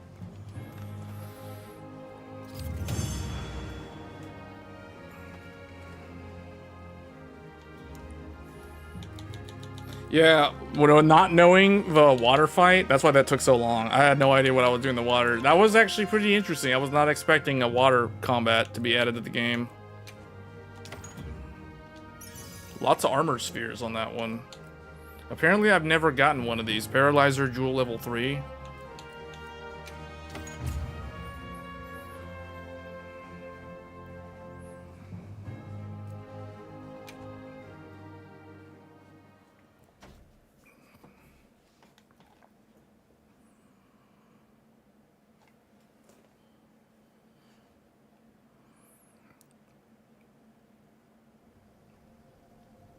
So the reason the Red Wyvern was agitated is because of another monster called Lagiacrus. As for that one, it appears to have migrated in from far outside the region. You're able to tell that much? I wonder where it could have come from. Yes, from trace substances on its body and the growth and wear on its dermal spikes. It could. As for why it's here, I think it's going to depend on how popular the underwater combat is. If a lot of players don't like it, probably not. If they do like it, they probably will. I'd never stopped to think about monsters like that. Just went with what I was taught. Guess they pick fights and get bent out of shape too. We'll transport the Lagiacrus back to its original habitat, but this could happen again. Let's plan how to handle things from now on together. The Red Wyvern, too. Hey, I'm sorry, for coming and demanding you fix our problems. We really appreciate it. I definitely wouldn't have thought of capturing it. It's not like Monster Hunter 3 water combat? It's more like a gimmick. Great work, everyone. Thanks, Alma. I think this is You don't like it? Case closed. Hey, can I talk to you? What you said before? You sounded just like Olivia. It really meant a lot. Would you mind if I helped out Ava's unit as a handler on your investigations again? Oh, wait, what? Eric can become a handler? On Avis unit? Really? It would certainly be helpful to broaden our range of expertise. I, for one, am all for it.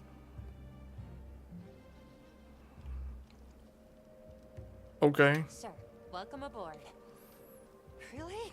What? Wait, hold on. What about his unit, though? It's our pleasure.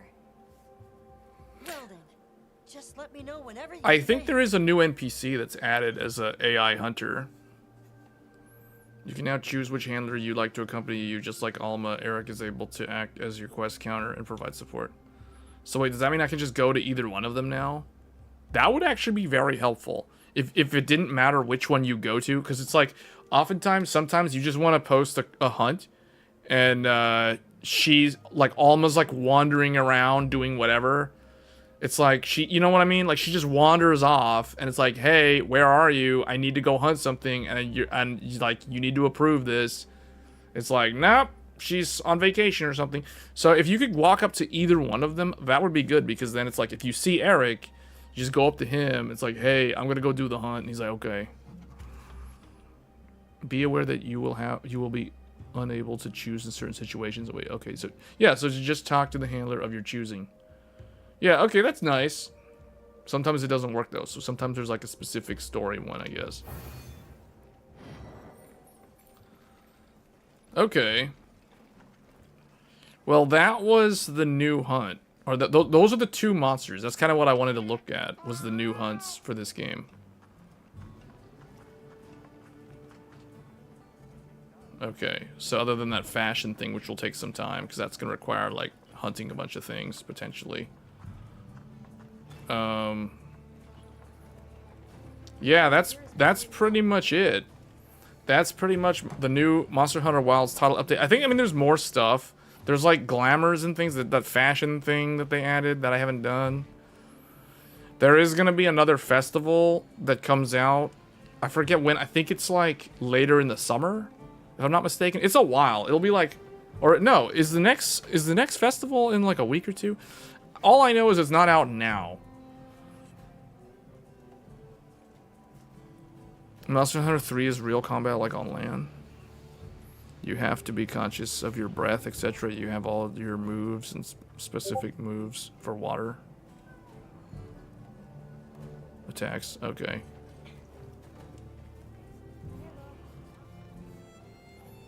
Green was asking, do you think the DLC will have full underwater combat and more Leviathan? Yes. I can see them doing it. What's interesting is it's something that I don't know when they decided to develop that, because the Uthduna fight, which is one that I think could have actually benefited from underwater combat, doesn't actually have that at all. So, and that's the apex predator of the forest region, or the rainforest, basically this region. So the fact that you don't have any of that in that fight means that it's something that I feel like they didn't think of developing underwater combat until like way well into the development time frame of this game. Maybe they didn't even develop it until like the last year that the game. I mean, I'm pretty sure they were working on it last year, but the thing is, it probably didn't make it into the base game because they didn't think of underwater combat until like they were already so far past choosing how to do their primary apex predator fights. That's like, it wasn't a thing that was going to happen at launch.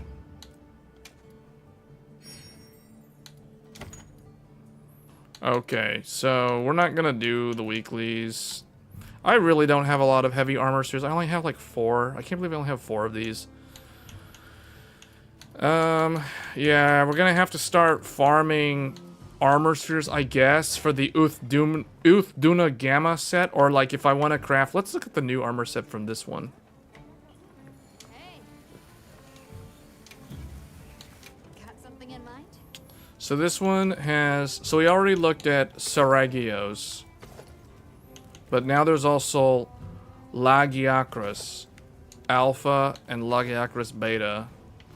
This one, this armor set, now I didn't play the older Monster Hunter games, but I have seen gameplay footage of the older Monster Hunter games. This armor set looks like a classic Monster Hunter armor set. Like, just the, especially this one. Like, I don't know, I just remember seeing gameplay of like a PSP Monster Hunter game that had the rinky-dink, like, tail feather, the reptile tail feather thing on the head like that. You know what I'm saying? Like, that to me looks like an old school Monster Hunter armor set, if I've ever seen one, or if I could ever recognize one, even though I never played the old Monster Hunter games, at least not in depth. I mean, I tried one of them on the PSP years ago. I can't remember which one it was. It's whichever one was on the PSP. I know there was like a really important Monster Hunter, or like a really popular Monster Hunter game that came out on the Nintendo DS. I don't remember which one that was. All I know is everyone always talks about Monster Hunter 4 Unite, or Freedom Unite, or Ultimate, or whatever. I don't remember the name.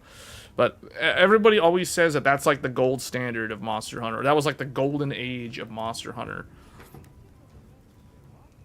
Monster Hunter 4 U on DS. Is that Monster Hunter 4 Ultimate DS? Is that like the best one in the entire franchise? Is that the one that everyone always talks about with nostalgia? What was the one on the PSP? I played whichever one was on the PSP. Because, like, one of my most popular videos of all time is my PSP collection video. I have all 4 PSPs. In fact, I still have all 4 PSPs. And I also have the PS Vita. But I don't have any Nintendo DS. Monster Hunter Portable 3 for PSP. So apparently Monster Hunter 4... Was it Monster Hunter 4 Ultimate? Is that the name? Or Monster Hunter 4 Unite? I know Unite is like in one of the game's names. I don't know which one.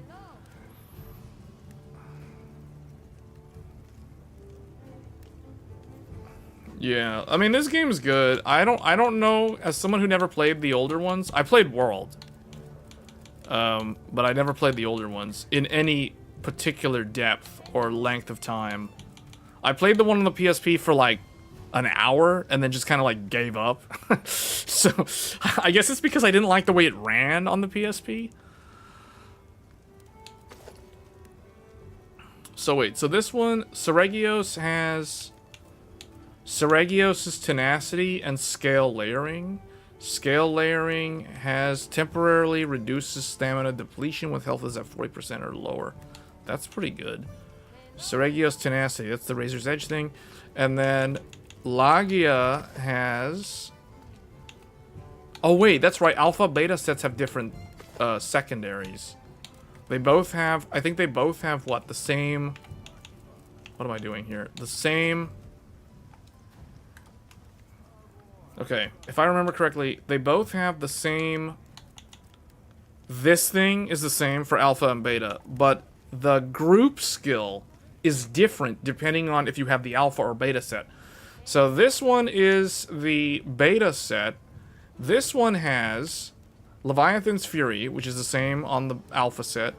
Temporarily increases affinity and can deal extra thunder damage upon buildup. You know what? This... What is the resistance on this set?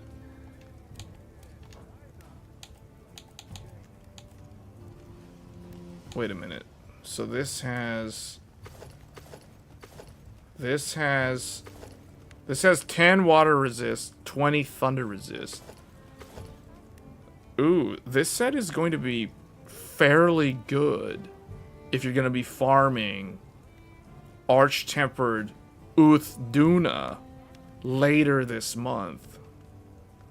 Because it has Leviathan's Fury. And Uthduna is weak to thunder. So this is an easy way to speedrun Uthduna. Arch-Tempered Uthduna. For those of you looking at doing the special arena match. Buttery Leathercraft is the... what are we on? The alpha set? I don't remember. I think we're on the beta one, actually. So this one has affinity sliding. Increases your affinity temporarily when sliding on terrain. This is a strange choice for one where you're probably going to use this against the actual monster that it comes from. Because I don't think you're going to be sliding on terrain a lot when you're doing underwater fights. So that's a really strange choice for the beta group skill. And then the alpha one has... okay, that's the same.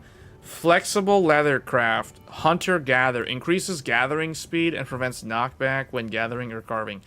That is absolutely useless for hunting. This is meant for gathering. Why does it say hunter? Oh, I guess because of carving. It says hunter in the name because of the carving aspect. Prevents knockback. The gather is for, like, literally field. So I don't know. Like, I mean, I don't know. Like, I personally, like, anyone who's a veteran of the series knows that typically you always will go with the beta set long term because of the jewel slots. But sometimes the alpha sets are pretty good. Like, I know, which one did I actually say was really good, like, at launch? I think the, Arkveld Alpha. Arkveld Alpha was very good at early endgame because you didn't have a lot of playtime, so you didn't have a lot of gems, so it was worth farming. And I say that as someone who never even crafted it, so... Never. Oh, I remember the Gore Alpha set was good because this one has surprisingly good gem slots. This one literally stood out as one like that was above average for the alpha set. But also remember the sometimes the group scale abilities are good on the alpha set. That's like the main thing that I can think of. But yeah, Seregios is gonna be good against. Okay, Seregios has really good fire resist. So this one would be good against New Udra. The Arch-Tempered New Udra, which will come out later in the year. I think that's the next one after Uthduna, if I had to guess. So that one... What's the... what was the group skill? Reduces stamina depletion when health is below. I mean that's not bad at all. And the adrenaline rush is not bad. I like the affinity buff from Lagiacrus from the Leviathan's Fury. Increases your affinity temporarily when sliding. This one is actually probably, it depends on how easy this one is to trigger. Like if you only have to slide, I can see people who use the hammer benefit from this. Like I can see myself definitely using this ability if I have the hammer, because the hammer is one of the few weapons that I actually prefer to look for inclines to slide down to do my favorite hammer move in the game, which is the vertical spin. The vertical spin, having that chunky hammer hit multiple times while vertically spinning in the air, especially against large Apex monsters, is very satisfying. That is one of the most satisfying things to pull off in this game, because that is not a move you always have access to. It's a situational move. So, I mean, I could see that being cool. Kind of like a interesting thing to play around with affinity buffing on hammer. I don't know what else. Maybe dual blades can benefit from sliding on terrain. I don't see longsword or any of the shield-based weapons really utilizing this. Hammer would definitely benefit from this. I just don't know if this is like worth using over other builds for the hammer.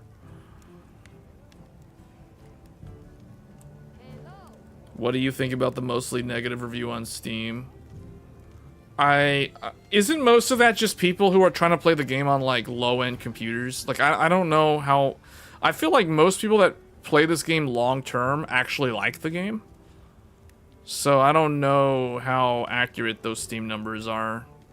I mean, if you go look at the Steam reviews and you read some of those negative reviews, typically it's the same stuff. It's usually like, okay, not enough content, which personally I don't agree with that, because like I would prefer that they don't spam content so frequently so that I can play other games and not have to like play this all the time. You know what I'm saying? Like I don't want to turn this, technically it's kind of like a live service game. I don't want this game to become a game that I feel like I'm playing Genshin Impact and I feel compelled to log in every single day. You know what I'm saying? I don't want Monster Hunter Wilds to turn into that type of game. So I don't necessarily agree with the people who are saying there's not enough content. I think there's enough content. So I can go and play my Death Stranding 2 and Elden Ring Night Rain and other games and still collect all the FOMO things that this game offers. You know what I'm saying? So variety is the spice of life. So it's like, yeah, no, there's enough content. And then the other primary complaint that I've seen is people who, they just don't have computers good enough to run this game. I mean, that's all there is. I mean, I'm just going to put it bluntly. They're playing the game on, like, pandemic computers. Computers, meaning they're computers that were new during the pandemic. And they overpaid for their graphics card, you know, or whatever. Like, if they paid $900 off of a Newegg Shuffle to buy a 3060 Ti in 2021, I'm sorry, but, you know, like, that's not a good graphics card for this game in 2025. Just saying. So, I mean, that's usually the sort of complaint that seems to be a repetitive trend. So I don't really agree with... I mean, okay, I'm not saying they have invalid complaints, but it's like... it's not going to detract from me playing the game and enjoying the game, so whatever. I do think that is going to have... Unfortunately, I think that is going to play a role in how this game gets evaluated for Game of the Year. I will say that, and it's unfortunate because I think this is a really good game compared to a lot of other games that have come out this year. But because of all the negative reviews, user reviews, because the game actually reviewed real well. See, the thing is, the game has really good reviews from normal game reviewer media. It's the users that are complaining. And I don't know how much that will weigh in on, like, affecting this game's ability to be a Game of the Year contender. But personally, I still think that this is one of the contenders for Game of the Year. Now, do I think it'll actually win Game of the Year? No. And that's not because of all the people complaining. I just think that there are better games, objectively speaking, that are just better than this game. Expedition 33 is a prime example. Death Stranding 2 is... I haven't finished it yet, but it's probably going to be a better game than this when the credits roll. And I can finally, like, think about the whole game and piece everything together and evaluate objectively, like, what I think of Death Stranding 2. But from what I've played, and I'm about halfway through, I've played like 40 hours of Death Stranding 2 so far, and I think it's better than Monster Hunter Wilds. So Monster Hunter Wilds is probably like ranked number 4 or 5 out of like the top games this year. This is definitely in top 5. So it's like, this is definitely top 5. It's not 1 and it's not 2. It's probably 3, 4, or 5 right now. Multiplayer game of the year?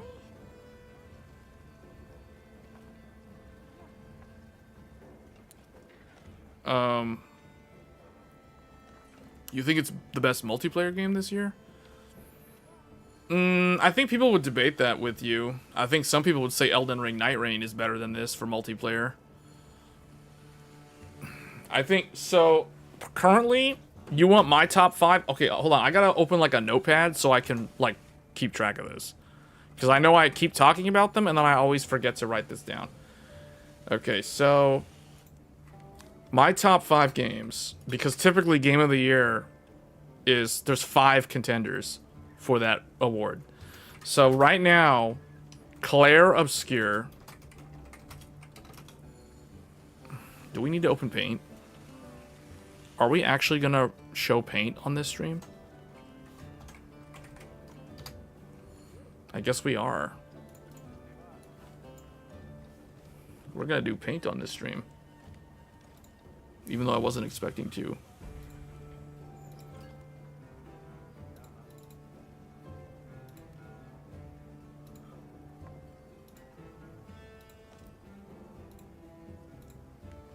Okay. So, my top 5 games of 2025 so far. As of now, this is my list.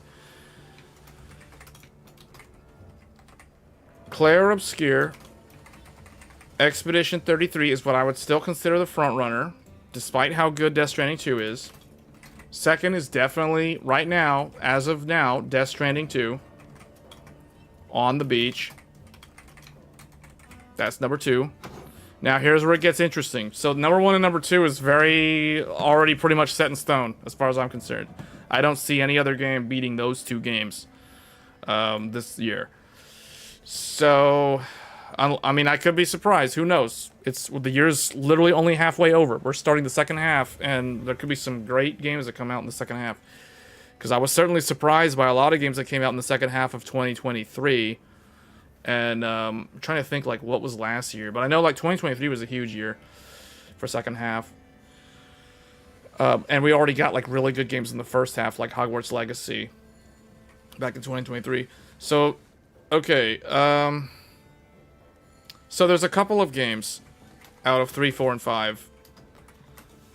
So, Monster Hunter Wilds is one of them. Elden Ring Night Rain is probably another one, but I personally... Look, this is my personal 5. So I don't think the general public is going to rank Night Rain that high. But remember, this is my personal top 5 for Game of the Year. So, so far, it's these 4. Now, if I have to pick a 5th one, this is where it gets interesting, because I always seem to have to look at, like, all the games that I played to determine number 5 or number 4. I mean, currently, I kind of think these are interchangeable.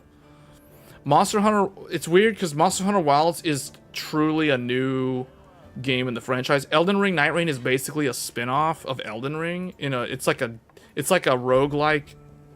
It's basically PUBG meets Night Rain, or PUBG meets Elden Ring, but there's no PvP. It's weird. Like, it's a different kind of game, which is unique, and that's why I feel like it could end up being considered for Game of the Year.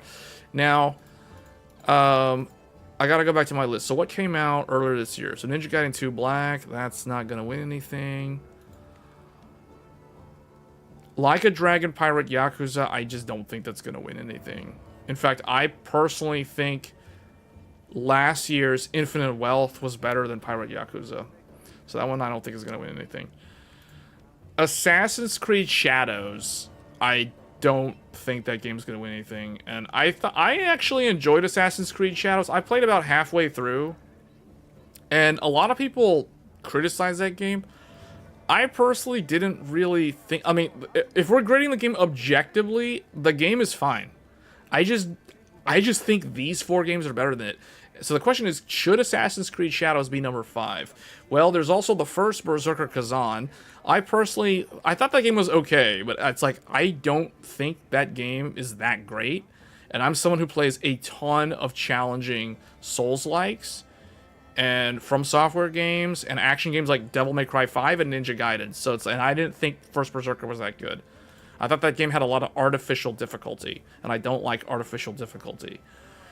And I'm someone who cleared Ninja Gaiden 2 Black on Master Ninja, so I think I know what I'm talking about when I mention artificial difficulty. So Claire Obscure 33, that's already top. Doom the Dark Ages. I played Doom the Dark Ages. I never finished it. I thought it was okay. A lot of people that are fans of Doom did not like the Dark Ages. I thought it was okay. A lot of people did not agree with the shield mechanic and the parrying and all that stuff. Whatever. I don't think it's gonna win anything great. Like it might get like nominated for some like best shooter or something, but I don't think it's gonna be on any list. All right, so that leaves us with Dune Awakening, which I did not play, but I know people that actually play it, and I've seen them play it, and I think it's actually a pretty good live service game. Will I end up playing it? No. I just don't have enough time. So that leaves the Nintendo Switch 2 games, which would be number 5 here. Mario Kart World. Donkey Kong is going to win. Donkey Kong isn't out yet, so I haven't experienced it, so I can't list it until I've actually played it. But as of right now, this is my list, guys. Going into the second half of 2025, this is my list of the top 5 games that I have personally played in the first half of 2025. And I recommend these games. If someone has a PlayStation, I recommend all of these games. If someone has a Switch 2, well, you already know. Like Mario Kart World is the premier game to have right now if you have a Switch 2. I don't know anyone that has a Switch 2 that doesn't have Mario Kart World. And I know quite a few people that have the Switch 2. And I have played Mario Kart World, and it reminded me of... It gave me a lot of nostalgia of playing Lego Racers and Lego Racers 2 on the... I played both games on the PC, although Lego Racers 2 ran like complete garbage on the PC. And I played Lego Racers 2 on the PlayStation 2, and I actually managed to finish it on the PS2 because it didn't have memory leaks and didn't crash all the time. But Mario Kart World captured like what I remember the kart racing aspect of Lego Racers, and of course all the other Mario Kart games, but also the free roam captured that feeling that I've never been able to experience on any of these modern like driving games outside of like a GTA type game. But GTA, the focus of GTA is not about like driving and racing around. That's like not a key focus of that game, even though it has vehicles. So that doesn't count. What I mean is a game like Lego Racers 2, which probably no one watching this stream has ever played, so they have no idea what that's like. But Lego Racers 2 had a free roam system where you had to drive to the NPCs to advance the story. Mario Kart World does not do that, but Mario Kart World captures that free roam, drive and explore, unlock costumes, do random mini games, do random side quests like things that I have never seen a modern racing car game or a kart racer game ever do as since Lego Racers 2. I think Lego Racers 2, as flawed as that game was, it had that unique gameplay aspect. It literally had that RPG-like aspect, despite being a kart racer game and a Lego-based game at that. And that was something special. Even though that game was so jank and the physics were terrible compared to the first game, I think Lego Racers 2 it was a very, like, ambitious game. It just wasn't... It was almost like it was slightly ahead of its time. But, yeah, I really wish someone would make, like, Lego Racers 3, or someone would make a game similar in scope to what Lego Racers 2 was. Lego Racers 2, for those that don't know, was a game where you create your own character, you build your own car, and then you enter this world. It's literally an open, well, almost open world. Yeah, we can say it's an open world game where you free roam. You start on a place called Sandy Bay, and you drive around, and you talk to NPCs. You can do deliveries. You can go Uber driving in that game. That was before Uber taxi driving was even a thing in video games. And we're talking, this game is from like 2001, guys. For those that don't know how old that game is. This is like a PlayStation 2 generation kart racer. And you could build your cars because it's Legos. You start in a place called Sandy Bay. You had to win the competition to be the representative to go and race up against Rocket Racer. The main, I don't want to say he's an antagonist, but he was like the main guy you had to beat in the first Lego Racers. And I'll never forget the opening cinematic of Lego Racers 2 was so memorable with Rocket Racer. And that game was so jank to play, but it was so fun to play as a small kid back in the day. So, yeah, Mario Kart World captured some of that nostalgia. So maybe part of it is nostalgia for me, but to be honest, Mario Kart World is a super high quality game. Like, I think it's deserving of being on this list.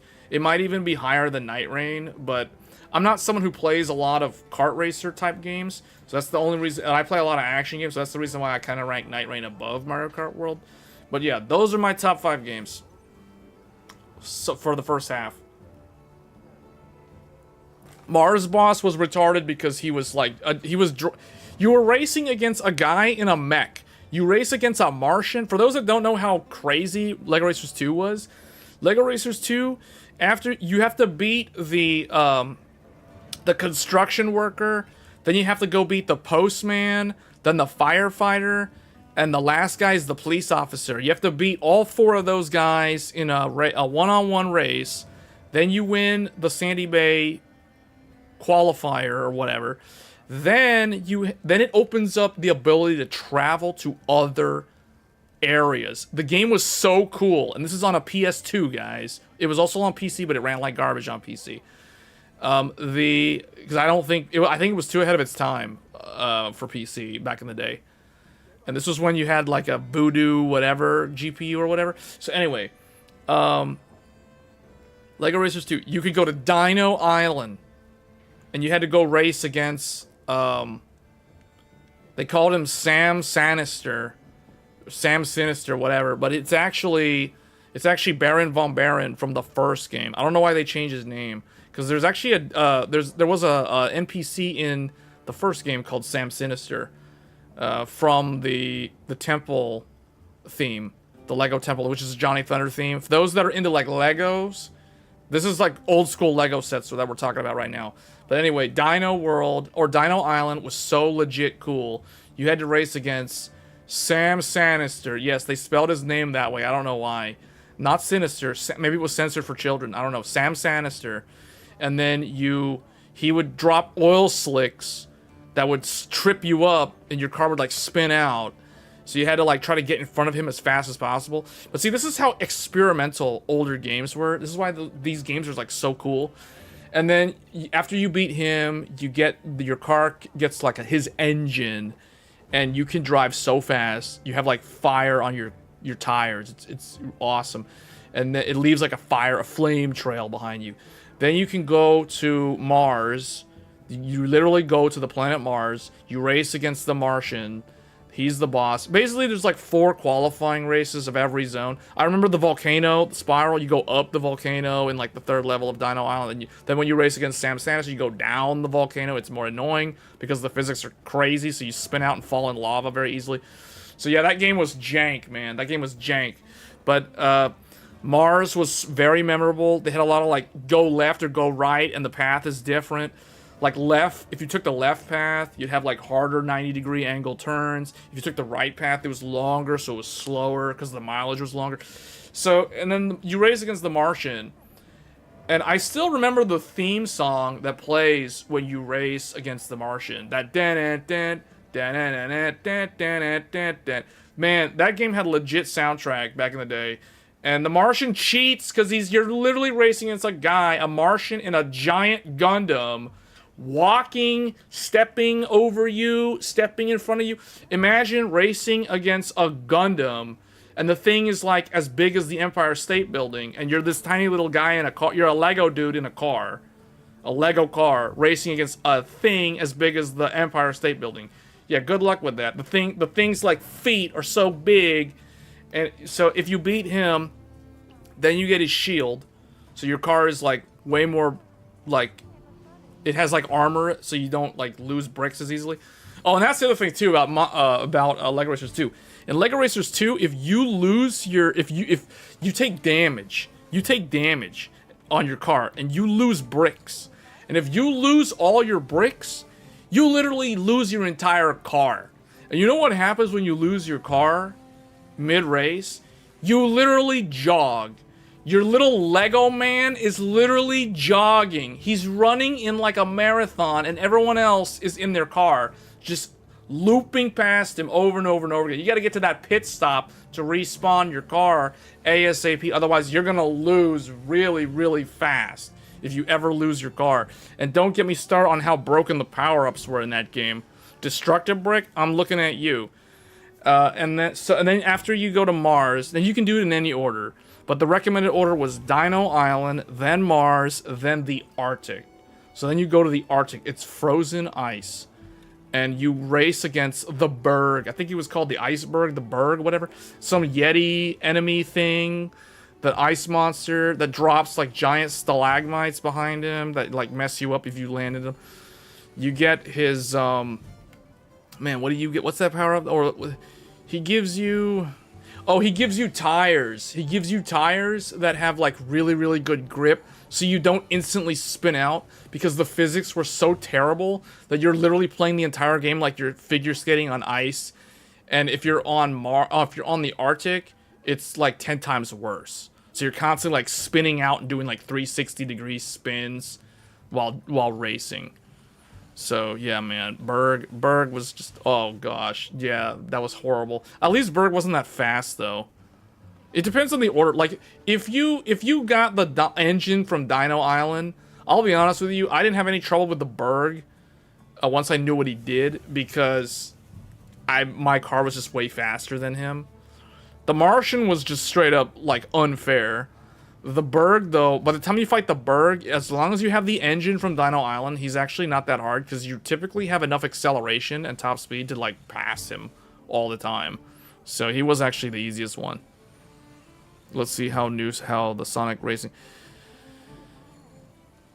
Yeah, we'll see. I mean, I just feel like games need racing kart racers, arcade racers, all those type of games. They need some kind of campaign story mode that is anything like Lego Racers 2. If any car-based game has free roam the way Lego Racers 2 did it, because even Mario Kart World, even as modern and as good as Mario Kart World is in all of its gameplay mechanics, the free roam in Mario Kart World is not anywhere close to being as good as the free roam in Lego Racers 2. Lego Racers 2, you could talk to NPCs, they had quest lines, you could go like Uber drive for people. There was like these weird mini games where you have to collect some random things. There was hidden things on the like magical bricks. I forget what they were. There were like random hidden bricks in the world. It was an open world game. It was so cool. Mario Kart World has some of those aspects, but it doesn't have all of them. And that's why I still think Mario Kart World is the only kart racer that I've played in recent memory that has, it captures some of those aspects that made LEGO Racers 2 incredibly unique, and it was still kind of like a one-of-a-kind. I don't know, maybe, I mean, you guys tell me, is there any, like, kart racer, arcade racer type game that has anything close to LEGO Racers 2 in terms of free roaming, campaign, story mode, world, open world, drive wherever you want? Does it have that kind of thing? You can go Uber driving for people, kind of like Death Stranding 2. You could be a delivery, you could do like pizza delivery or whatever. Forza Horizon has that kind of thing. If that's true, I need to play that game. If Forza Horizon has that, I need to play that game. If it actually has what LEGO Racers 2 has for a campaign mode, where you drive around, you go Uber driving, you deliver people to where they need to go. You basically do ride share, you do delivery, you go find random hidden items on the map. You have to do qualifier races. You gotta meet. You go to a different zone. It's very much. It's like Elden Ring, guys. It's literally LEGO Racers 2 was From Software game structure without even being made by From Software. Forza and Need for Speed. Oh yeah, I played Need for Speed on the PS2. Yeah, Need for Speed. But see, Need for Speed didn't have the like quirky aspects that LEGO Racers 2 had. LEGO Racers was the most exactly, man. So I played Need for Speed back in the day, and nah, LEGO Racers 2 was more fun. Like the world exploration was just top notch. Yeah, it's crazy that like after all these years, to my knowledge, unless Forza, but you just said Forza doesn't do it as good as LEGO Racers. The first two, Forza Horizon, had the best campaigns, the latest one. So you drive around and talk to NPCs in Forza? And like someone's like, hey, I need to go to whatever, can you give me a ride? Is there that kind of stuff in Forza? Because there's that kind of, the taxi driving stuff is in LEGO Racers 2. And this is a game from 2001, guys. I feel like we're comparing like Interstellar to Space Odyssey.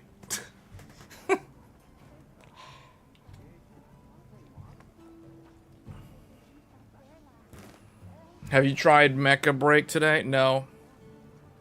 I think the game was on my wish list, but no. I don't know, I may look at it. It's coming. Some of these games come out at weird times where I'm like not prepared to play them.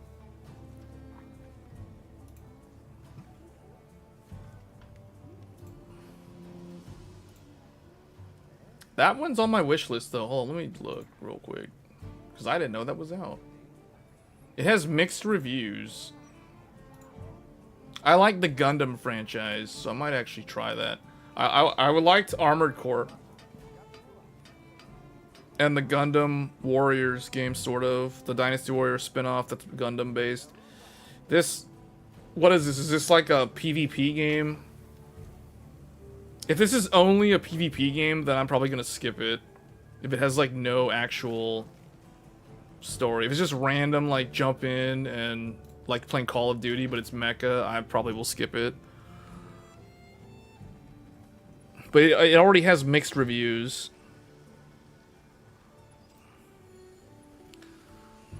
The problem with Forza is that driving is all you can do. I'm not really interested in racing games that don't let me shoot the other. Well, you're comparing two different genres. I don't consider GTA a racing car game. I've never considered GTA. It's funny because it's like Grand Theft Auto, that's the name. So it's about cars, but I just think it's a different genre.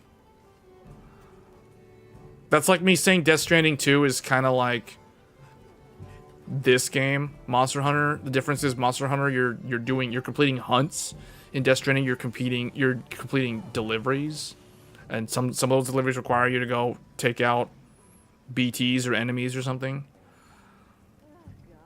But I consider them different genres.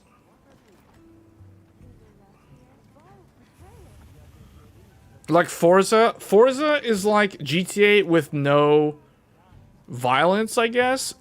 Death Stranding or Monster Hunter is like Death Stranding without deliveries. Or I guess no, because there are deliveries in this game. Sort of. Monster Hunter is like Death Stranding without like the tactical stealth action. I mean, I guess. I'm like, I don't know. I'm trying to make some comparison here. Mecha Break is also UE5, so complainers about performance. Oh, probably, yeah. People playing on like 5-year-old computers expecting the game to run like butter at like 1440p. Yes, you're gonna be able to play that at 1440p native with your 5-year-old graphics card. Because that's exactly how it's supposed to work. Most Wanted. I played... Did I play Need for Speed Most Wanted? I played another Need for Speed game that came out a few years after. I think it was still available on Xbox and PlayStation 2, but it might have been a PS3 era game and a 360. Need for Speed... was it Need for Speed Hot Pursuit? Was it... It was either Hot Pursuit or was the other one. So I played Need for Speed Underground on the PS2, for those that are wondering. And then I played Lego Racers 2, then Need for Speed Underground. Those were PS2 games.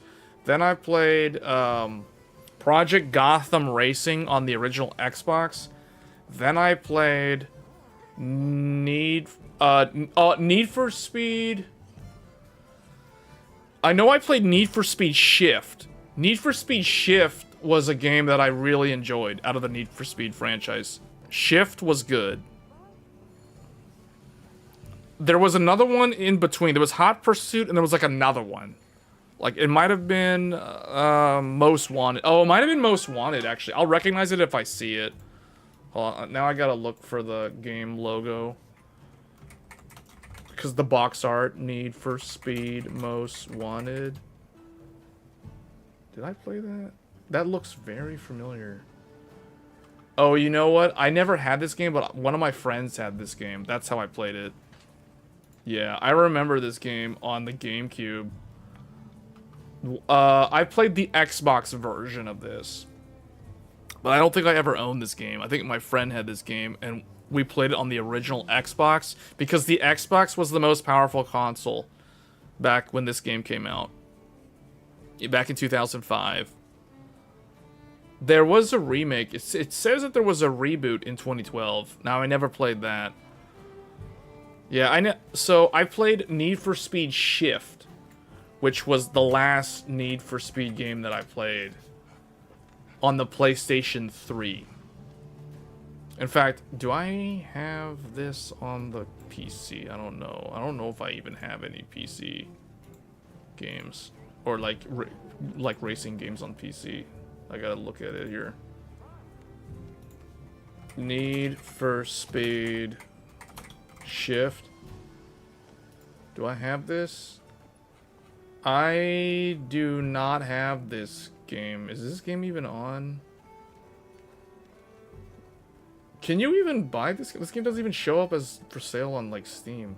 It's listed, but it's weird. I played Need for Speed Shift on the PlayStation 3. That's how, and I actually have a wheel. So the games that I played with an actual steering wheel was definitely Need for Speed Shift and Gran Turismo.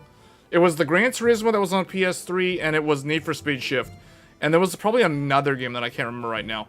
But those were like the games that I actually used a Logitech GT wheel for PS3. I remember getting that from Fry's Electronics back in the day. Just to play Gran Turismo and Need for Speed Shift.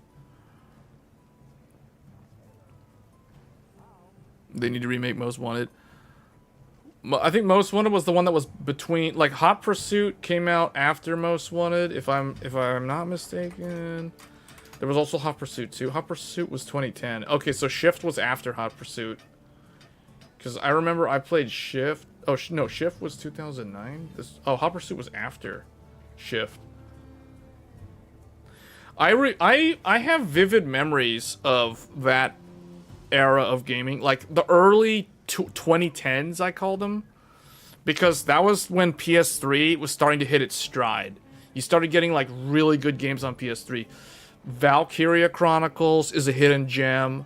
For a long time, that was a hidden gem on PS3. That was a PS3 exclusive forever. I think it's available on other platforms now. Valkyria Chronicles, the first Little Big Planet was still probably my favorite Little Big Planet.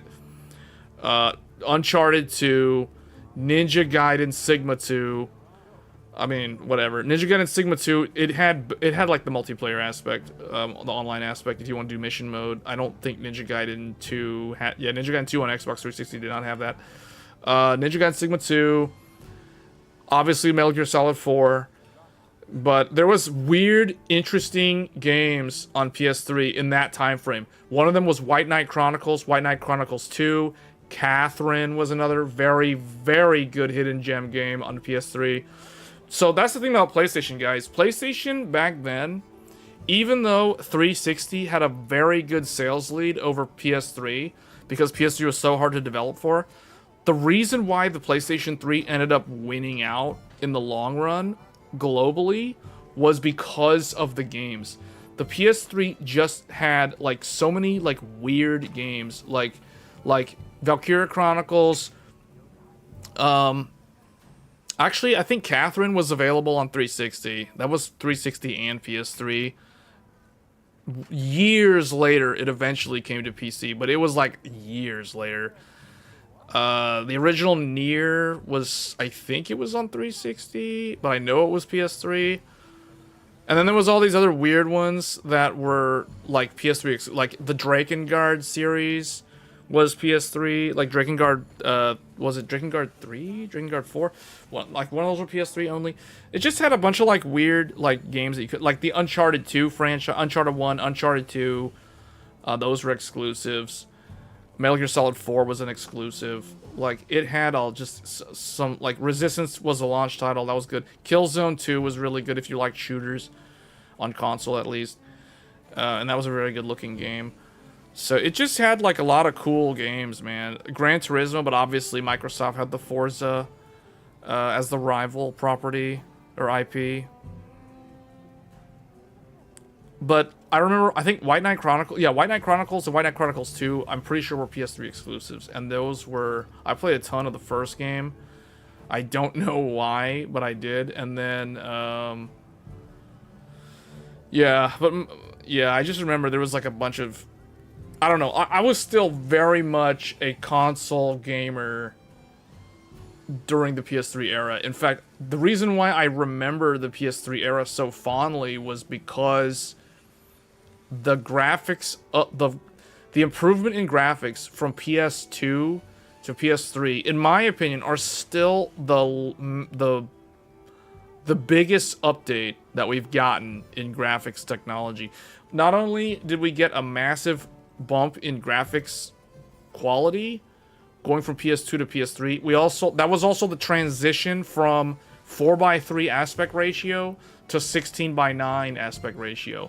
So we entered the HD era during the PS3 generation, and that's why I remember that, because a lot of those games, you look at games that are on PS3, and a lot of them, they still hold up pretty well today. Metal Gear Solid 4 is a prime example. And that game came out in 2008. And that game still looks pretty good. Final Fantasy 13. That's another PS3 360 era game. That game still, to this day, the art direction of the Final Fantasy games, just they hold up. They still look good. So yeah, I don't know how we got off to all these tangents. I guess it was because I was talking about my top 5 games of this year so far, and then we started talking about Lego Racers for some. Oh, because of Mario Kart World.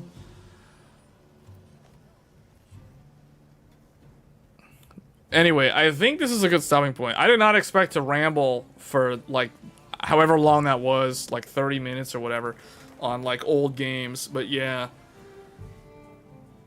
you said at the beginning this was going to be a short stream. Yeah, well, we're at the end. I did the 2 new hunts. That's what I wanted to experience. I wanted to go in blind and do the 2 monster hunts, and we did that. So I accomplished what I set out to do on this stream, which is kind of rare. Sometimes we don't end up doing anything except talking about random stuff for hours. But anyway, guys, that's where I'm going to have to stop it. We will be back with Death Stranding 2. The next time we do a gaming-based live stream, it's going to be Death Stranding 2. Later this month, we will be switching back to the Nintendo Switch 2 for Donkey Kong Bonanza. We're going to at least look at that game. I don't think we're going to stream that entire gameplay, like all the way through, but we are going to look at it in depth. Because that and Mario Kart World are really the only two, like, Switch 2, like, native games that were designed for the Switch 2. They're not like, oh, Breath of the Wild, here is an update to the game. Oh, Tears of the Kingdom, here's an update to the game. No, it's not like that. So, you know what I'm saying? So, anyway, that's going to be it for this stream. If you guys are new to the channel, we do a Tech Thursdays. We do a live stream every Thursdays, which is always dedicated to tech-based things. So we do talk about games during Tech Thursdays, but that's not the primary focus, as the name implies. We usually talk about things related to building PCs. So if you're someone who is upgrading your PC, or you recently upgraded your PC, or you're thinking about building a PC for the first time, or you're a power user, or you're a PC gamer enthusiast, whatever, hardware enthusiast, doesn't really matter. That is the show you want to tune into every Thursdays, because we basically cover everything, and we can go from surface level, this is a cool piece of technology, all the way to, like, deep dive, you know, all the way down to the, like, bottom layer, like the depths of the technology and all that stuff. So feel free to tune in every Thursdays. And sometimes we do these gaming-based live streams. It really just depends on my schedule during the week, if I can devote time to engage with the audience like you guys on a weekend or a weeknight. So sometimes I try to do like one weekend live stream, either Friday evening or Saturday evening. Sometimes, very rarely, I'll do Sunday evening. But usually it'll be a Friday or Saturday. And I don't normally stream during the work week, like the weekdays. Like, this is kind of rare. But we had the Monster Hunter title update, so I kind of wanted to look into that while it's fresh, while there's a lot of other players logged into the game server and actually doing the content while it's relevant. So that's the main reason why we did this stream. Otherwise, we're going to be returning back to our regular scheduled program of covering Death Stranding 2 on the beach on the PlayStation 5 Pro at 4K 60 frames per second. Because that game is probably the best looking game of the year. And it is probably most definitely going to be a contender for Game of the Year. Whether that it actually wins remains to be seen. But that is a game that you can look forward to seeing gameplay of. And if you just want to tune in to ask random questions like what people have been doing all of this stream, feel free to do so. But until then, I will see you guys, if not tomorrow, maybe not tomorrow evening, but definitely Tech Thursdays is coming up later this week, and then we will be covering Death Stranding 2 this weekend or later in the week, so who knows. Until then, thank you guys for tuning in, and I will see you guys on Tech Thursdays. Until then, take care, and I'll see you then. Thanks.